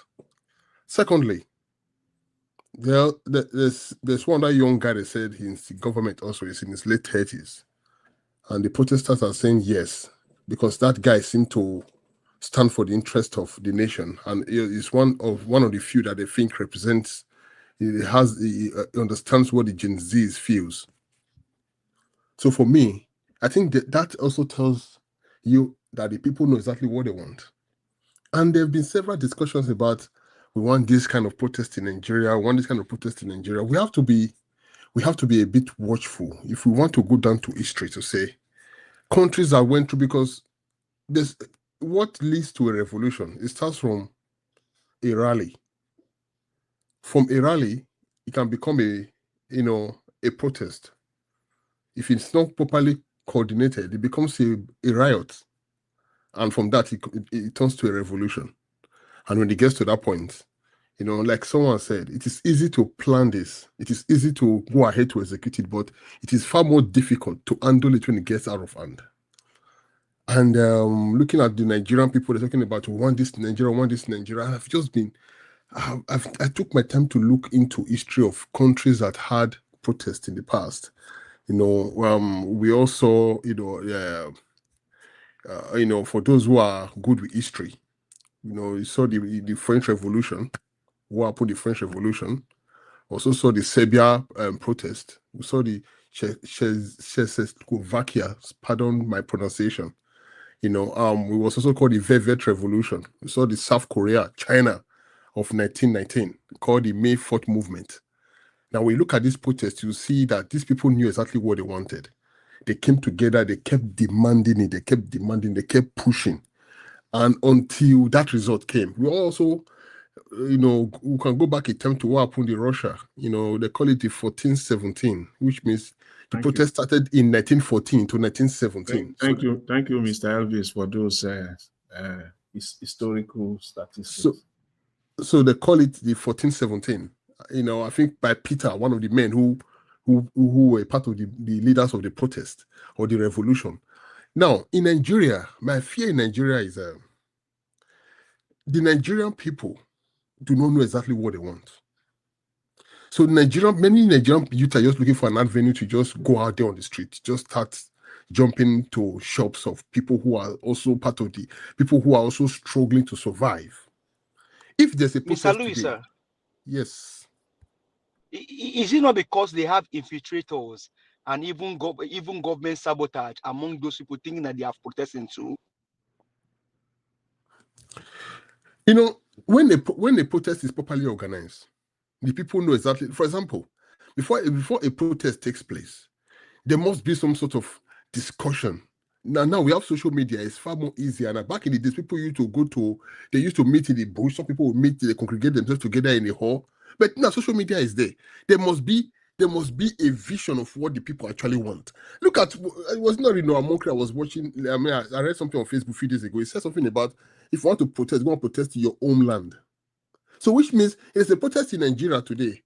What will happen? There are going to be several things that will change because of the protest. They can either say, well, the people protesting in Lagos are not Lagosians. They are from this other tribe. It becomes a tribal war. Like what happened when we had the NSAS protest. If you watch the NSAS protest, the people from the north did not protest because Buhari was a president. That's why the people of the north were concerned. We cannot protest against our own person who is the president. And what happened? They started burning businesses owned by the Southerners in Abuja and others. And when there was another protest, the people in the north took up to that protest because why? Tinubu is not from the north. So you see, we as a Nigerian people, we don't know exactly what we want. This is where I fear when I hear Nigerians call for, we want this in Nigeria, because the protest will be driven by ethnic sentiment, and that will completely take it out of, it will get out of hand, where the people that will still suffer will not be the same politicians, will still be these people like you and me who are working hard to make a better life of ourselves in the country. You have a shop, for example. there's a protest going on. You are also voicing for a better government in the country. You want good governance. You want a constitutional reform or whatever. The next is someone breaks into your shop and they loot everything. Let's say you've actually borrowed money to buy those goods. You've not even sold to make the money to pay back. That is the problem. That's the reason why I fear when I see these people, Nigerians call, because Nigerians naturally are not organized people. We are not organized. And this goes back to where I think that the religious leaders and politicians are working together because they know exactly what is happening. They know that Nigeria is a country that people who are within the regions of the north are predominantly controlled by the Islamic leaders. Those from the south are predominant Christians. So what happens? The Christian leaders control the south, the northern imam controls the north. So when they meet every Friday in their mosque, they are told not to do this, not to do that. Everything the imam tells us what they follow. So when PFN hosts their meeting, CAN hosts their meeting, a message from the presidency is passed to CAN and PFN leaders. And these CAN and PFN leaders control millions of Nigerians. So you see, this is why it is difficult, because when you see a country that actually went through a revolution, the people came out, every leaders came out, the civil servant came out, doctors came out, they say, no, enough is enough. But we have Showore is speaking, which is good. So people are speaking. You have most of the people who are suffering are looking at you saying, you know what, I don't care. Let me tell you one thing. Tell this or leave it. Nigerians don't want bad leaders. I mean, Nigerians are not tired of bad leaders. Nigerians are not saying they want to put an end to bad leaders. No. Nigerians are only saying that if there will be a bad leader at all, that bad leader, they say Nigerians don't hate bad leaders. They just want that bad leader to come from their family, for their religion, or for their tribe. Nigerians don't hate bad leaders. They only want it to come from their. If that bad leader comes from their tribe, nobody will speak. Maybe you only have 1% of people for that ethnic group who will speak, and that 1% of people don't have voice or influence to make a move. That's why I say Nigerians don't know what they want. Let me tell you something today. If we actually want to fight for Nigeria, let's say today, APC not decide to make Peter Obi the APC presidential candidate, for example. Just for example, I'm not saying this, for example. And Peter Obi becomes the APC presidential candidate for the next election. And the election is rigged in favor of Peter Obi. Will you protest that the election was manipulated? Many of us will not, because our candidate is there. But does that change the system? It does not change it. So you see, until we truly, Nigerians need to know what do we really want as a country. Or do we know that? Forget it. Thank you for now. All right, Sir Louis, thank you, sir. Appreciate you. God bless you. Mr. Dowa, talk to us, sir. Good evening to you. Good evening, Mr. Najawash. Happy Friday. Good evening, everyone in the panel. Thank you for your contributions and your view. Good evening, Mommy Diaspora. God bless you for your great work. Good evening, commenters, listeners, and viewers, and the passerby, where Peter Obi and Jonathan secret meeting. The Lord is their strength. Hallelujah. Praise the Lord. Come and sow a seed, come and sow a seed, come and sow a seed. Amen. Amen, Pastor. Amen, Pastor. Right on. So, anyway, where the Nigeria contemplation about Nepal, please, it saddened my heart to hear that Nigeria will just do the same thing. Nigeria will do nothing. If Nigeria will do something, Kenya was example to what Nigeria is supposed to do. Very correct, sir. Very correct, sir. Thank you, sir. Very correct. Kenya have proven more than this, what that the Nepal did. Kenya, it was increase of tax that the Kenya said the president must reverse it. The first time when he get out of advocacy, is agree, okay, the Kenya enter house. But it took them for granted. The Kenya later came out again. Okay, let's say Buhari take Nigeria for granted for NSAS protests. neither Buhari even did the council sacks or whatever you might.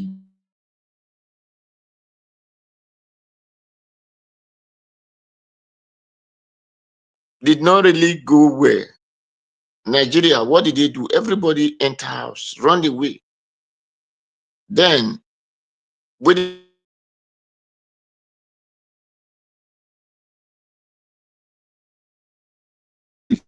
will have been the thing that Nigerians will have do worse than this Nepal. But all Nigeria enter their house, it doesn't concern me. Kidnap in your neighbor door, it did not come to your door, it does not concern me. You cannot travel from any state, it did not concern me. You cannot go to farm, nobody came out to protest. My brother, if Nigeria will do this thing, Nigeria will have put their actions before these things. Then, for those who say it is religion, it is my ethnic, it's not my ethnic. Yes, I love that. The ethnics, Nigeria know what they want. They not know that they are the one to lead you from the south. Why the south know that they are the one to speak English, call it education. So that is just what Nigeria wants. And that is what they are practicing. So you will be calling the North Mumu. Why he will say, yes, he is Mumu, but he will be your leader. Why you will be taking order from the Mumu? That is what Nigeria want, and that is what they are doing.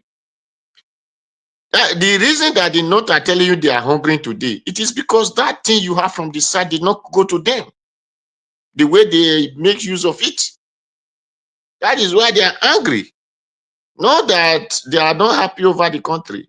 But the thing is that money, that your oil, that your revenue, whatever position that in their hand, that wish come from the south, is not going to them exactly the way. That is why they are telling you Nigeria is not, the leadership is not good.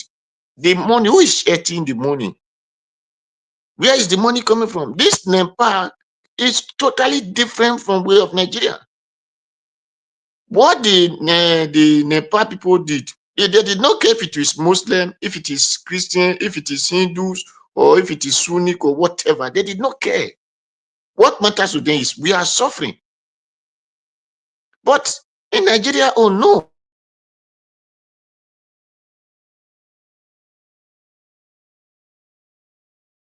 Of where God stay. The other side will tell you, no, they are the most holy, they know God, they know where back of God stay.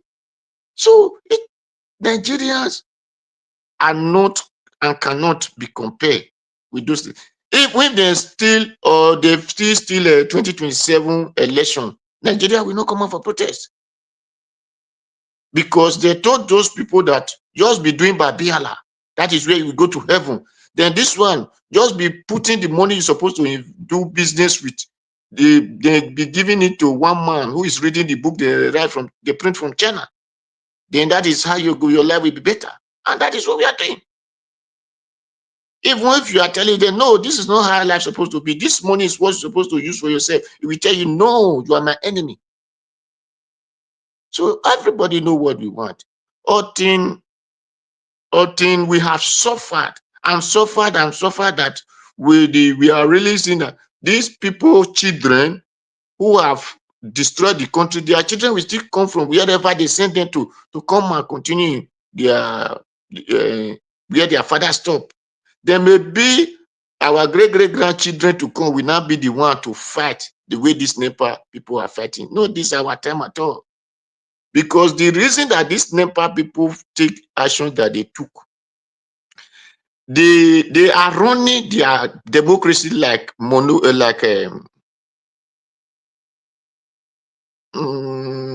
will I put it now? Because they abolished their kingship. So the son of the king was what made them to abolish the kingship. We're supposed to be their monarchy. But in other hand, they are still the family who hold Nepal down.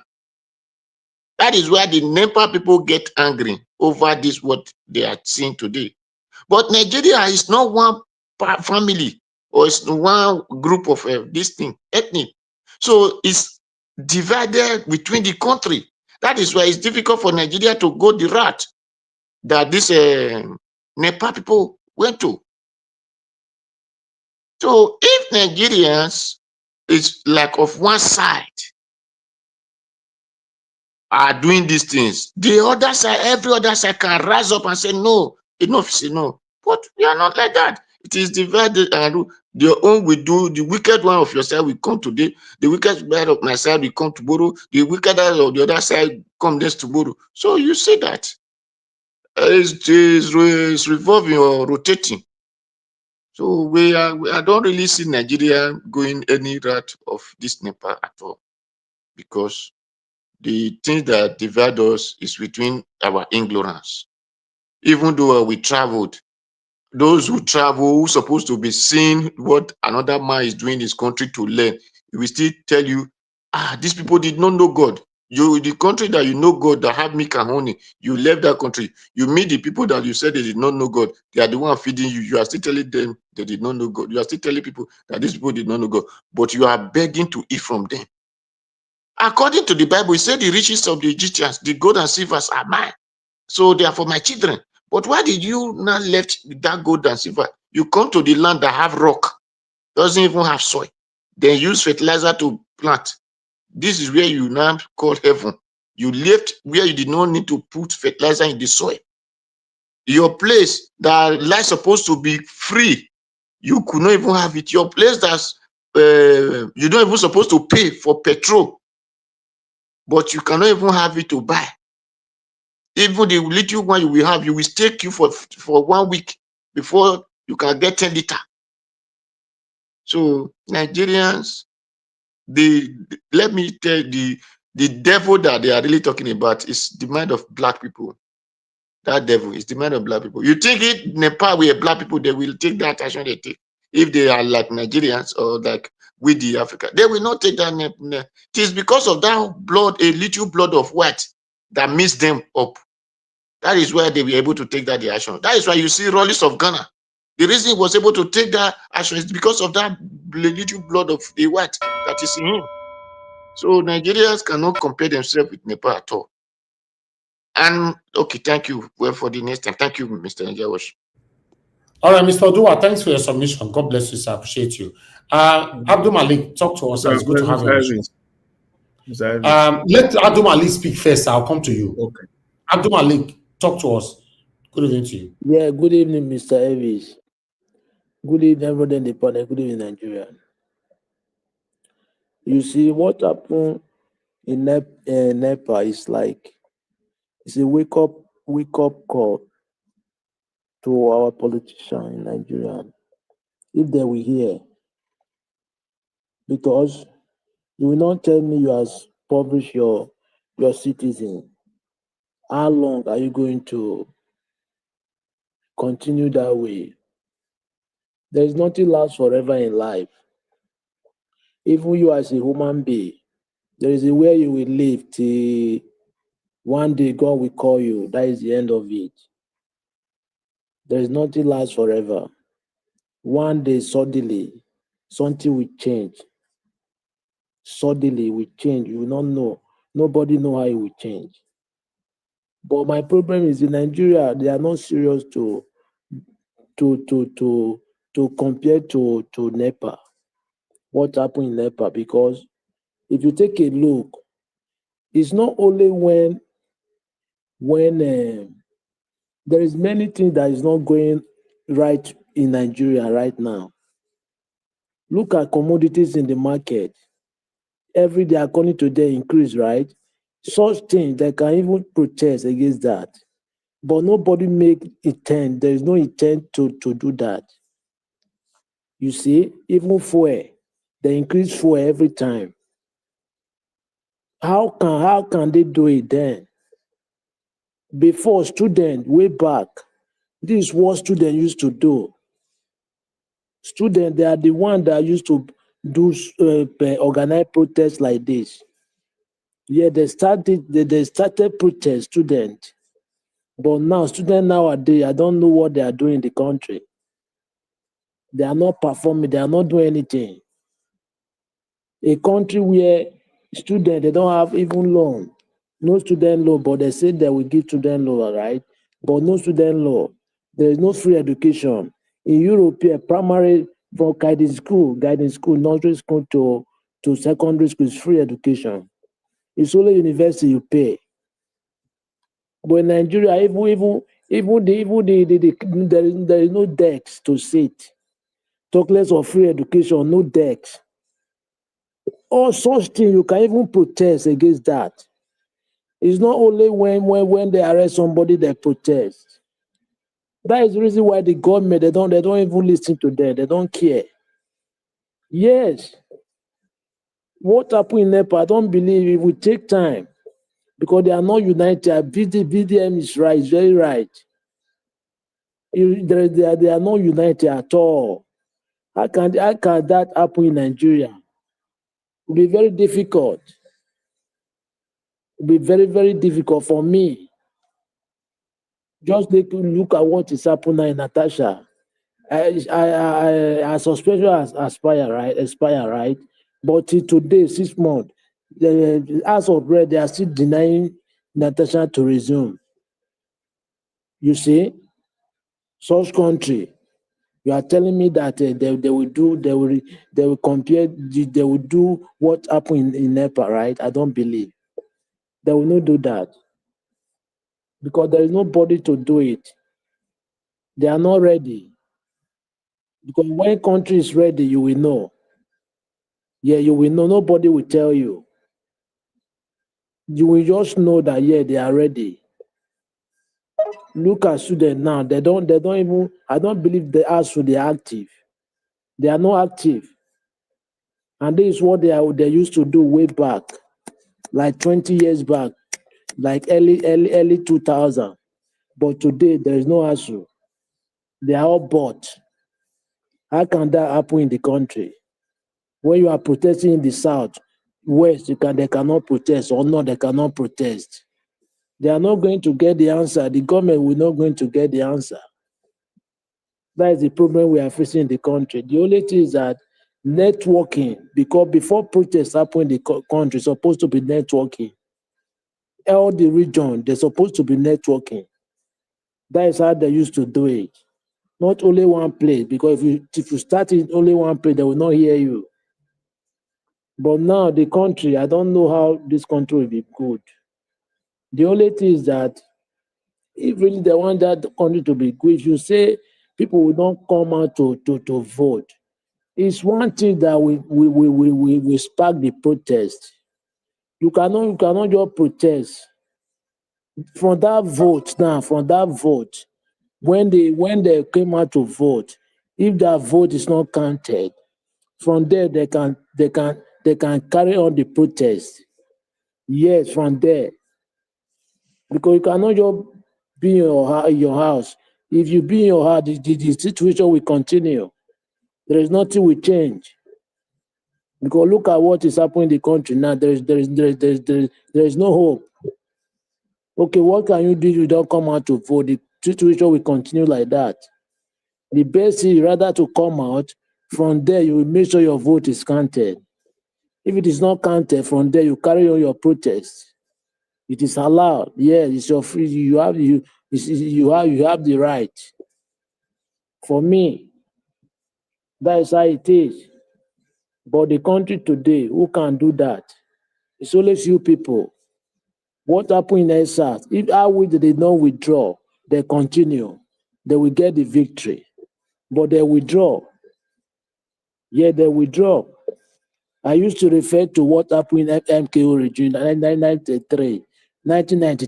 MKO, when he was won presidency, when he declared himself as a presidential candidate. You see, I wish MKO, when he was arrested, if they continue to protest, that man would have not died in the jail. They would have not died in the jail. They will release that man. But they did not continue. That's why the government hold him and he died there. You see now, but they are pushing Peter Obi now to do that.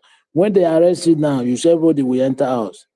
They will not do what they're supposed to do. Look at now the Kamuna is in the jail. Why can't IIPOB protest peacefully so that they will release the man? Nobody's talking about him. Nigeria, they know how to push somebody to the wall. After they push it to the wall, they will run back. They will not continue that mission. I don't know we Africa how we created. We quickly betray ourselves, which is not good. That's why we are not getting right in Africa. Yes, other countries don't do like that. They talk in one voice, one unity. And unity is power. When there is betrayal, there's nothing we always be divided. That is the problem we are facing in Africa today. That unity is not there. Thank you very much, Mr. Elvis.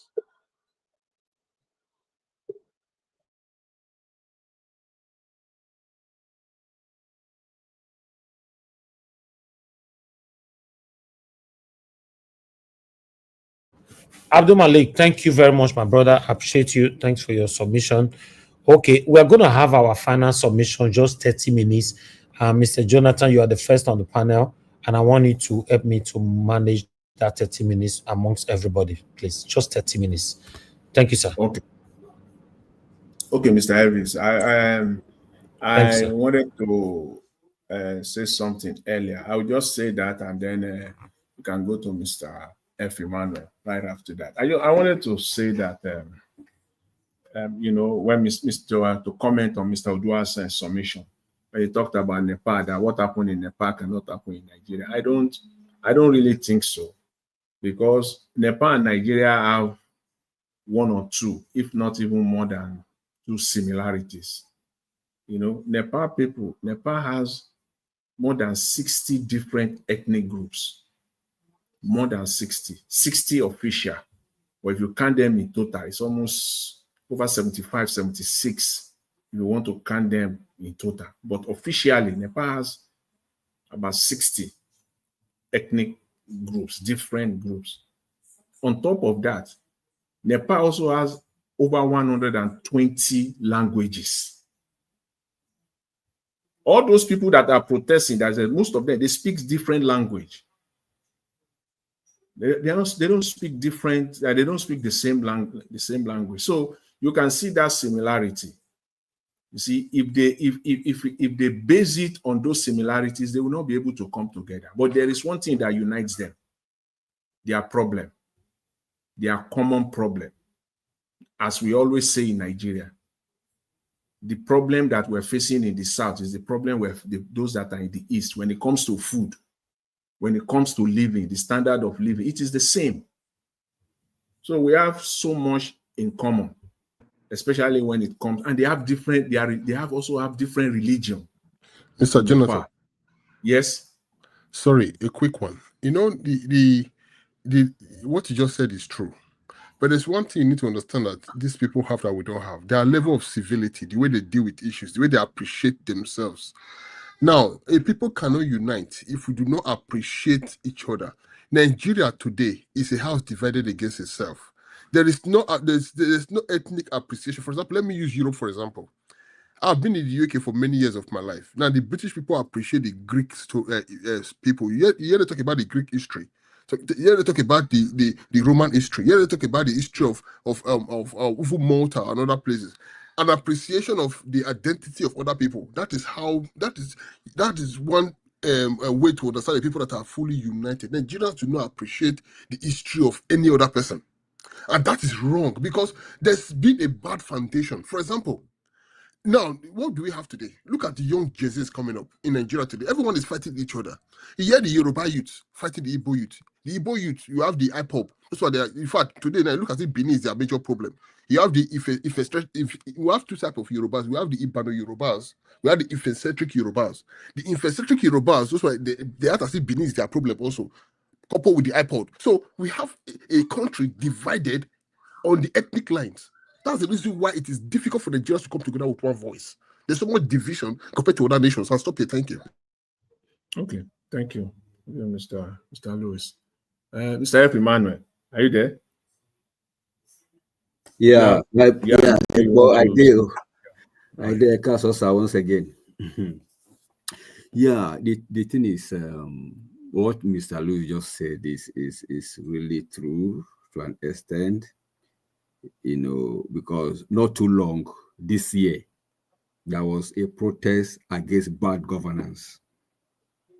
This year, 2025, just this year, not too long. Inside that protest, we have still fellow youth, fellow Nigerians protesting against the protest. Can you just imagine? All of us were inside water, inside mess, struggling to survive and keep hope alive. We organized and came out. Instead of all of us to be in one voice, rather some few are protesting against us. They are fighting the same cause. How do you describe that? How can we progress? If it was like that, would Tower of Babel would it have been built? Just of recent, that El-Rufai went to Imo State to church. That's about 2 weeks ago or thereabout, or less than that. After he left, some few hungry, dejected youth came out again. I saw it. That was not even 2 weeks ago. That was this past weekend. Okay, exactly. That El-Rufai was the one that caused the Boko Haram. They started lambasting, videoing themselves, carrying placard.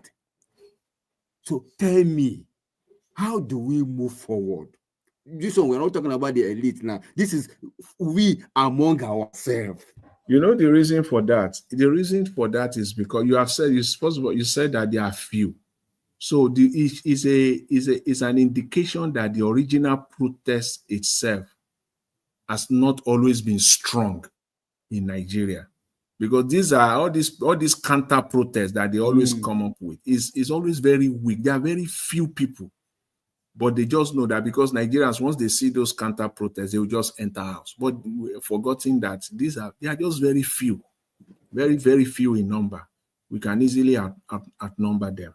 I wish Nigerians can sit up and say, okay, we are doing this, and anybody that come to counter it will add that person to join as the enemy of Nigeria. I wish Nigeria can look at it that way.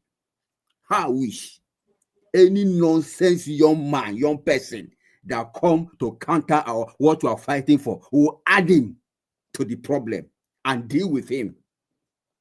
I think they will stop. But the unfortunate is that once we are trying one side, the other people are trying the other, everybody just scatter. That's what the problem is.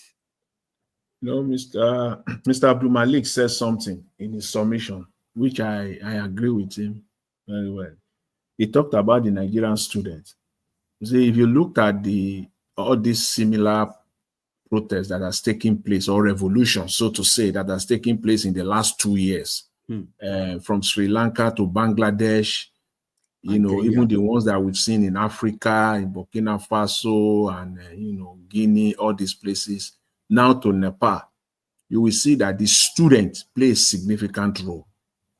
I agree with you. They play a significant role. In Nigeria, they have succeeded in destroying student unionism in Nigeria. And so when I saw thank you very much for that, sir. When I saw Showore today, in a town hall meeting at the University of Abuja, I see that as a good sign. I only hope that it's something that will have to continue, even if, because I know Nigerian politicians, they will want to counter it and destroy it, enter those universities and start giving them money.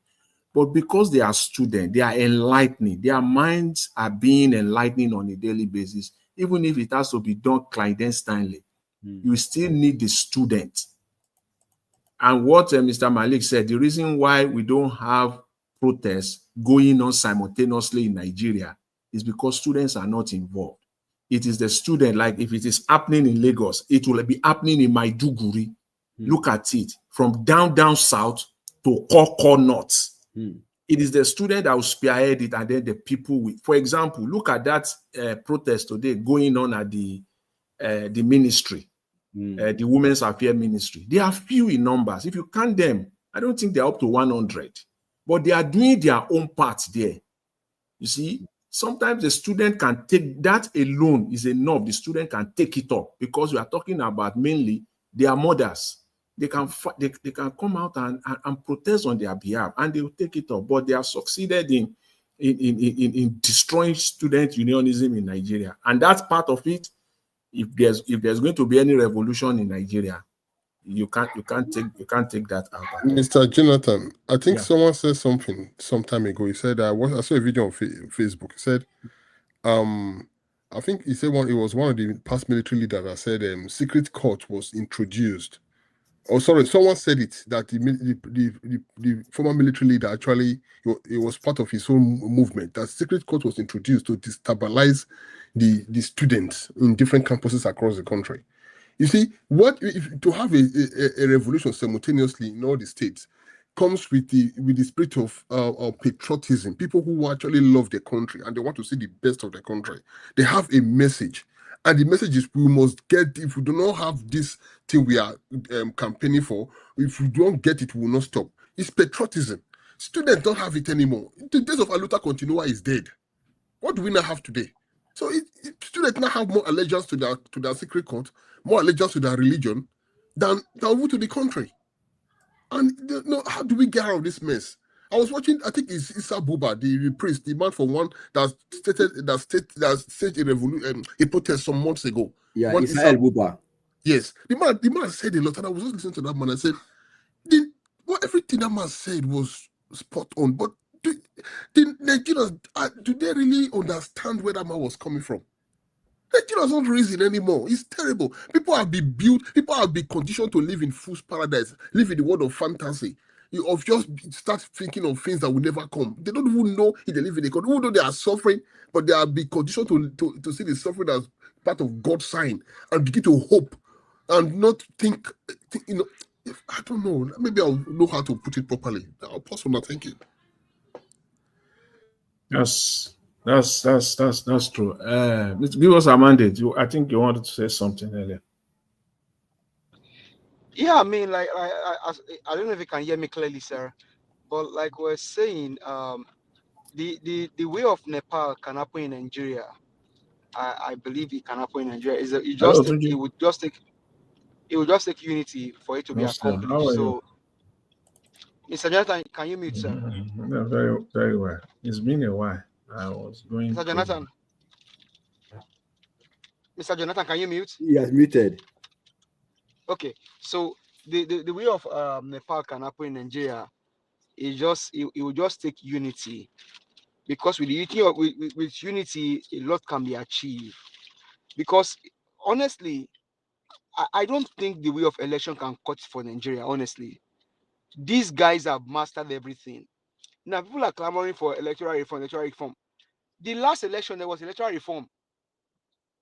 Lawal and the likes of them, they end up saying that INEC can now choose the way to go. They can decide on how they want to declare the result, or how they want to conduct the election. So for me, I just pray that God will help us. There's a need for a drastic action. These guys don't care. Thank you very much.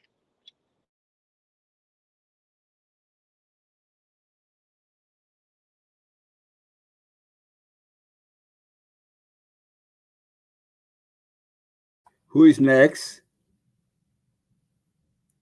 Abdul Malik. Mr. Odoa.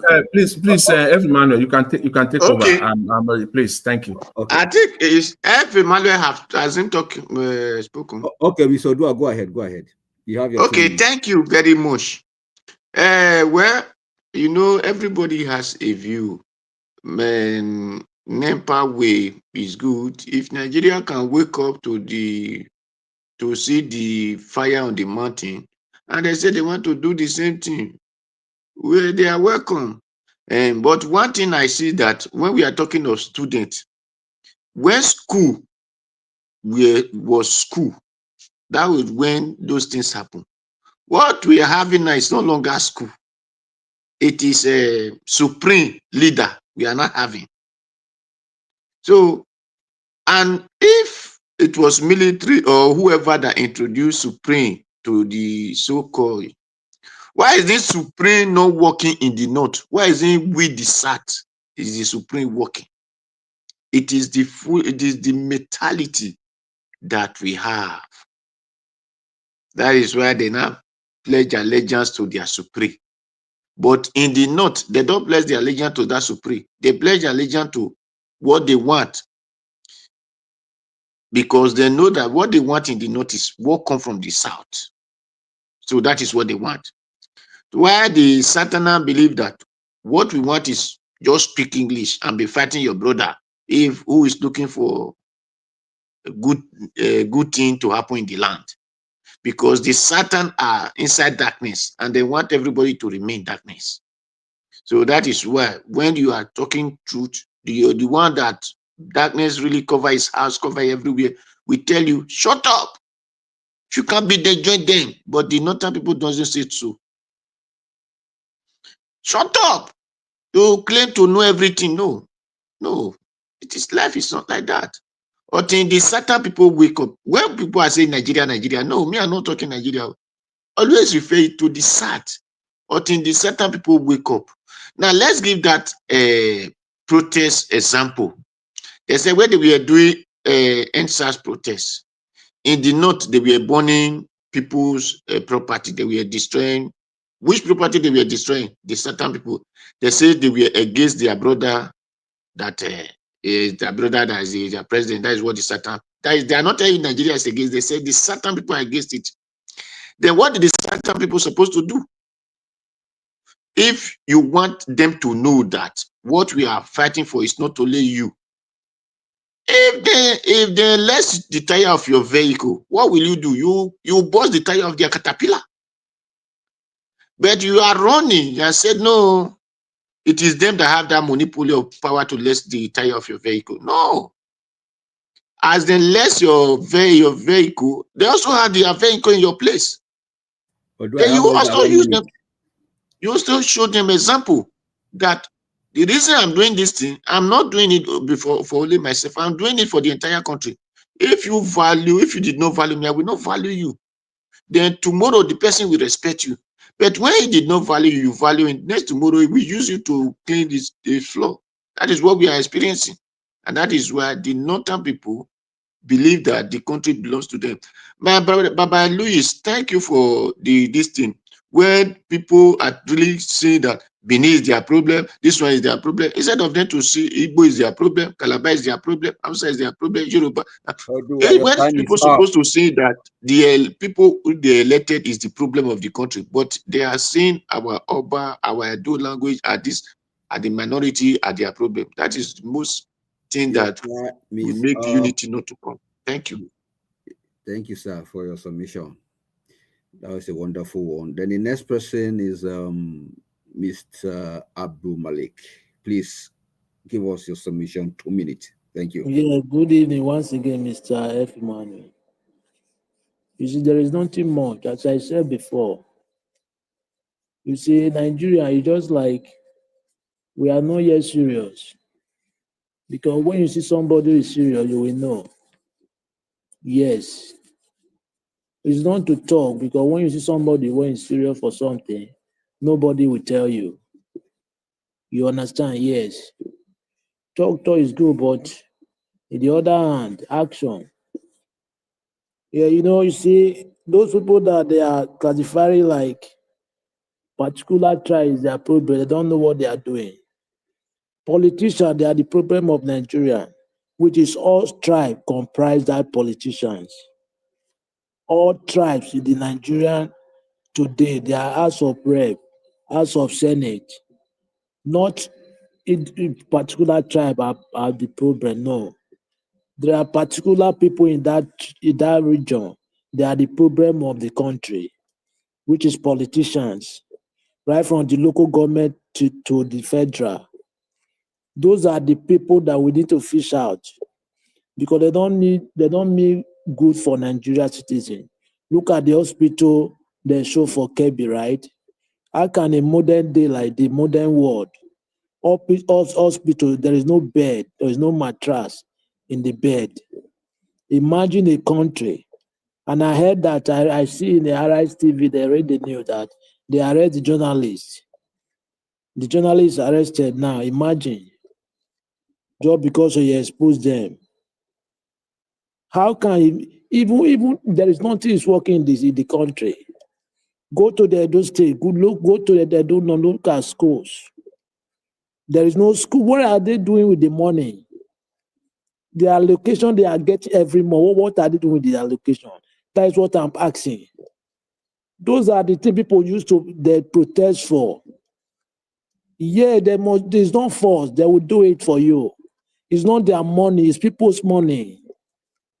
Yes, it's not their money. They are just there to govern you. But some people they don't know. They are even praising them. They are praising them just like it's like they are the wish from. I don't know. Nigeria people, we have a long way to go. Adi Malik, you have a few seconds. Yeah, we have a long way to go. Legislative mentality will change it. Thank you very much. I'm done. All right. Thank you so much for your wonderful submission. Who else has not spoken? Give us Amande has spoken. Sir Louis has spoken. Mr. Jonathan has spoken. Odua has spoken. I have spoken as well. All right. Let's give it back to Mr. Niger Watch. Mr. Evix, back to you. Please take the stage. Thank you.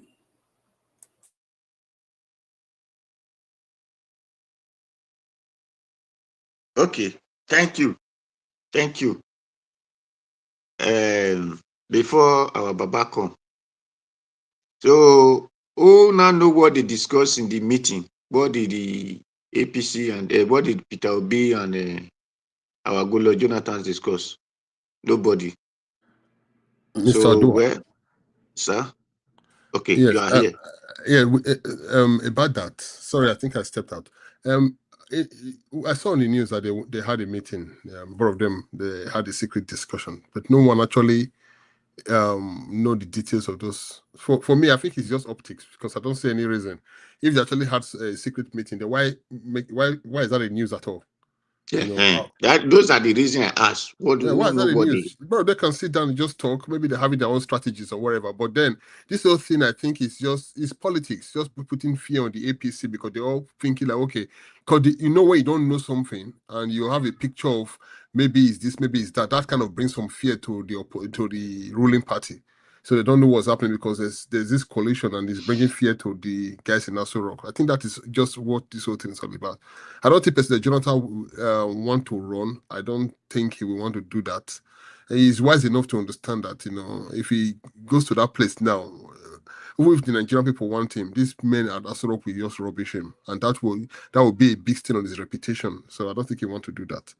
Maybe Obi is still a better chance, but Atiku, the old man still by now should be empowering young people to building for the next generation. But unfortunately he still want to run, so I don't know what's wrong with these guys, but let's see what happens. But I still don't trust the system for now. When I look at the current state we have as a nation, I don't trust the judiciary. I don't trust the electoral system. I don't have any.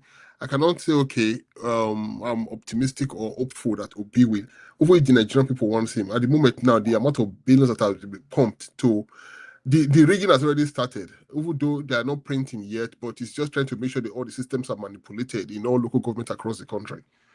But then that is not election. I saw something earlier when I said, let's say if APC decide to make Obi the candidate today, and they go to the poll and the election is rigged in favor of Obi becoming the winner under the APC platform, will you come out to say that was not right? Nobody. Because you see, this is part of the selective justice we still need to fight in the country.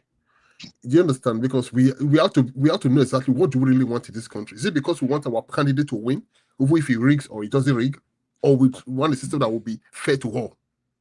No, that's why I the said thing, competence is what we should be looking at. Thank you. and that is what Obi is saying. Vote competence. That is what Obi said. You cannot be called excellency without doing excellent thing. So that shows competency. Anyway, if the reason is that where everybody are saying or article what is this, because they know that because where the election really take place is not the election that people now choose. It is where they are doing their selection.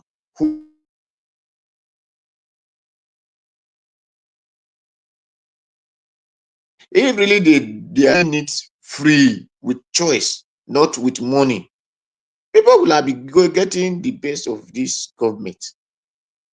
It is because those people have used money to hold ground, do everything.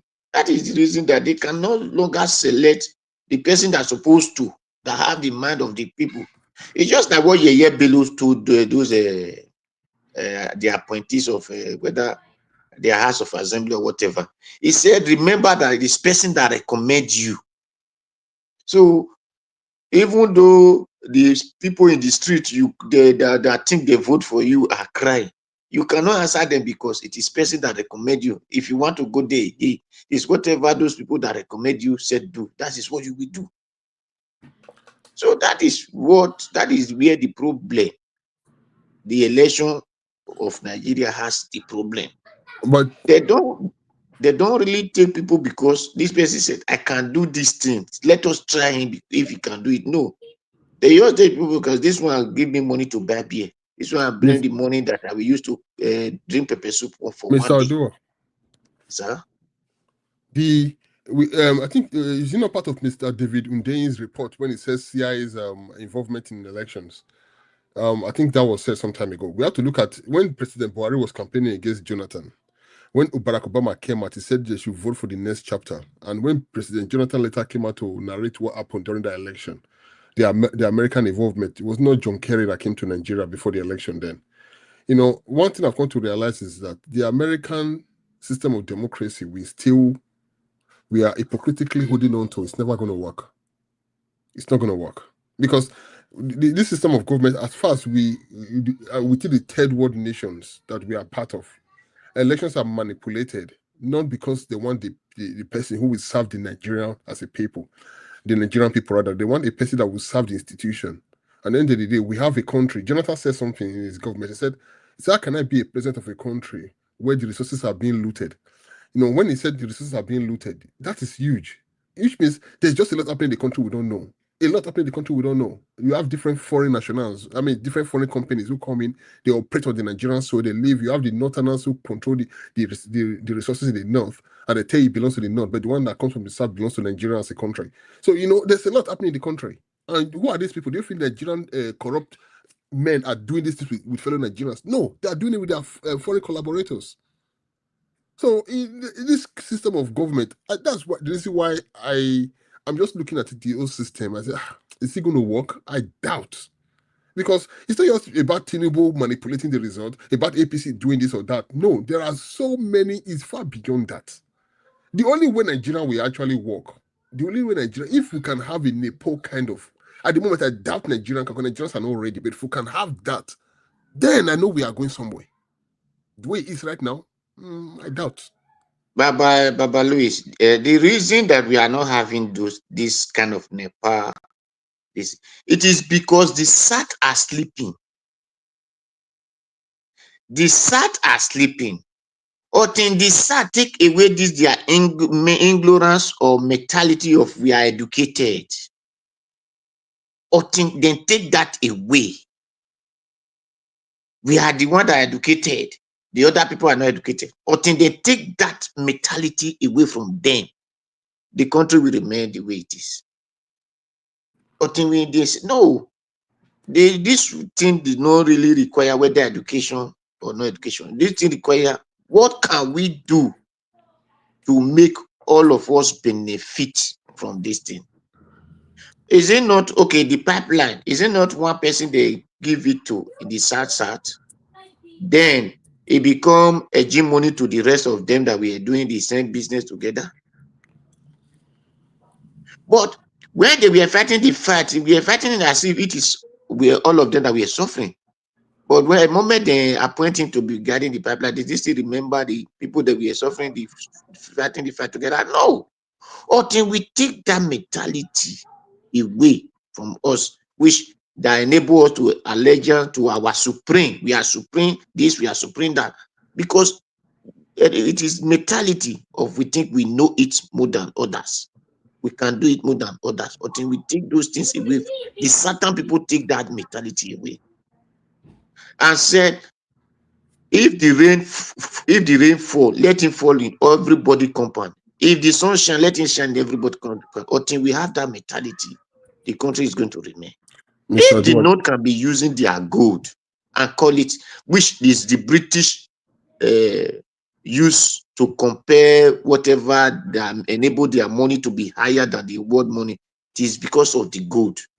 If the North can be selling their gold, do they plug gold from the sky? Is it not from the ground, the way they drink oil from the south? Then if they can be selling their onions, selling their cow without remitting any money to Nigeria, then why if person come down in airport, if in the Lagos, you bring something from the river, you have to bring the money and come and share for them in the north? Or then the certain people wake up and say, you this cheating is too much. We will no longer tolerate this. That is where this kind of thing that go in Nepal can go on. Because the country is divided into two. Despite the Igbo will be fighting Benin, Benin will be fighting Igbo, Yoruba will be, some Yoruba will be fighting Benin, Benin will be fighting some Yoruba. Those one are Facebook and this TikTok. Because the main people inside doesn't fight themselves.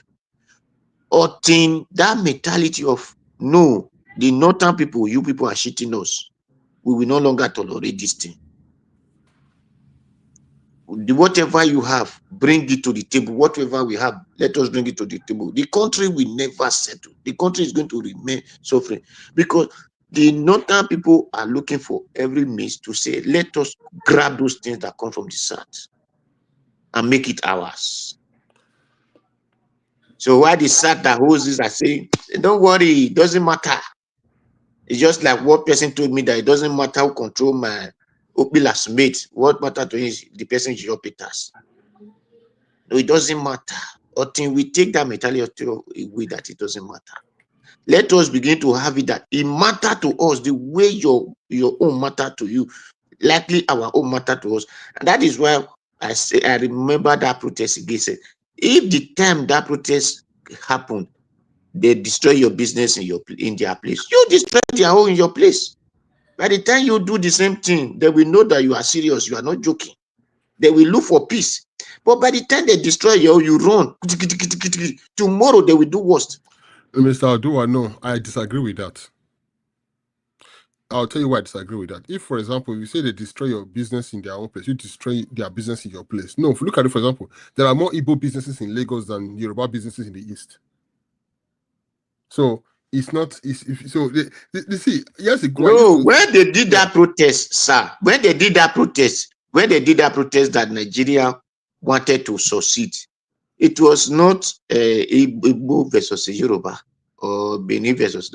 It was the Northern versus the Southern people. It was the Northern versus the Southern people. It was not for the Yoruba, for the Igbo, for the Benin. No. Because the Northern look at it and say that the Southern people are fighting them. They want to tumble their government. That was what happened. Because that time will be the time this country will really want to settle. And it was that way of a Buhari that now enabled Tinubu also to be putting everybody he want to nominate as his own also. Mr. Adua, you know, with this Nepal protest right now, I can tell you that the Nigerian government will be so careful to want to interfere or try to control the social media space and everything. And I've been seeing reactions from different politicians who know Amokri and many of them, which means they're already scared. Years ago, I used to think that, you know, I was having a different thought. One day I was traveling. I met an Englishman I used to work with in a British High Commission in Lagos. We got on the same plane from London. I was going home to Canada, so I went to Chicago first. This man said something to me. He said the West is not interested in dividing Nigeria. He said Nigeria is the most simple country in the world to divide if the West actually want to divide Nigeria. The man told me, say, if Nigeria divides today, there's war in Nigeria. Do you know the amount of global immigration crisis that will happen? Nigeria is more than 200 million people. So the West want Nigeria to remain the way it is. He said, because Nigerians are angry. He said, what if the West really want to divide Nigeria? They just call the Easterners, give the weapons. They say, no worry, we'll help you have your Biafra. Call the Benin. So people have been fighting years to have your sovereign state back. Take weapons. Call the Ijos, take weapons. Call the Yoruba, take weapons. Call the Yosa fighting himself. Next thing you see is the Yoruba start rolling their tanks into for peace like that. So Nigeria is very easy to divide. Why? This is because Nigerians have more allegiance to their ethnic their ethnicity than the nation. It's not bad that they do that. It's not bad, but we should have a sense of belonging that we are still Nigeria. For example, look at he spoke about the man that was given a contract in the South, Tom Polo, right? Now, I've been following some videos about Tom Polo, how he's controlling in the South. They are recruiting different men in the South. They are doing all sorts of things, you know, and there's a huge crisis from Port Harcourt down to Bayelsa and all that. And someone said something, said his own vision is to have like the Wagner kind of militia in Nigeria. I mean, we all know the Wagner group, right? Now, the federal government is pumping billions to him every month, is making huge amount of money from all the oil companies because it's helping them safeguard stuff. Now, don't we have the Nigerian army? Don't we have the Nigerian Navy? The amount of money given to this man, if it's given to the Nigerian armed forces every month, that will help them. These people are underpaid. The Nigerian army, they're underpaid. There's no proper security for them. In regards to finances, when they are injured, some of them they don't even have enough to take care of their children. So, and then you have one individual that have his own military group, and you pumping billions to him every month. So there's a problem in the country. And those people, if you look at the thousands of people working for that man, they don't even care about Nigeria as a nation. They only care about their ethnic group, their ideology, their agitation, and the oil this thing that they're providing security for. So how do you come together as a country with this kind of people, with this kind of mentality and ideology to say let's have a nation and have one voice? It is impossible. Thank you. Thank you. Thank you, everybody. We need to round up now. I appreciate you all. Thank you so much, Mr. Jonathan. Thank you, Oga F. Manuel, Abdul Malik, Mr. Louis, Mr. Dua, Mr. Alex, give us a mandate, and many others that came in. And God bless you now. Thank you very much, my people. We've come to the end of this broadcast right now. Let's continue again for where we stop tomorrow. Fingers crossed, 7 p.m. Nigerian time, and look out for our pre-recorded videos during the day if we can, because it's not too easy like that doing these things, man. It's not too easy, but if we can, you go chop your black soup finish, come back, Abi. Don't worry, I don't want you. No, Madarita not cook black soup today. Thank you very much, sir. Thank you, guy, for matter. I appreciate you all right there, my people. Then I'd like to appreciate those of you who super chatted. Oh, you'll be there backstage before Black Panther. Sorry, I was not here. You know, but still, tomorrow is another day, my brother. You know, thank you very much. Those of you that super chatted the platform, Madasu Berry, Mr. Johnson Emmanuel. Thank you very much, my people. I'm very, very, very grateful. Mother of all Mommy Diaspora, thank you very much, Mommy. I appreciate you always. Thanks for all that you do. Thanks for your prayers, love, support, and your encouragement. Thank you very much, my brother Abu Azi. Thanks for your selfless service. God bless you. I'm very, very grateful. Thank you very much, Bex Max. Bex Max, you your consistency now. Me not can understand how we want to match Bex Max. Now you had to talk to, so I'm not too sure I want to match your consistency. I'm very, very grateful. Thank you. Thank you, everyone. Mother Peggy Modi, Uyi Despot, Ima, thank you. Ima, I don't tell who don't see you last, but you know they join like that, but it's good to hear from you. Thank you very much. No more call this time. I'm not picking call anymore. We don't close. Thank you, Madam Stella Masaredo, Madam Rita. Thank you, Michael Carter. I appreciate Michael Abbott. Yes, thank you very much. I appreciate every one of you. And God, I will bless you now. Guys, press on the like button. Help us to share, take our voices far. I'll see you guys again. Fingers crossed tomorrow. Now, here we draw the curtain. Good night, my people, and bye for now.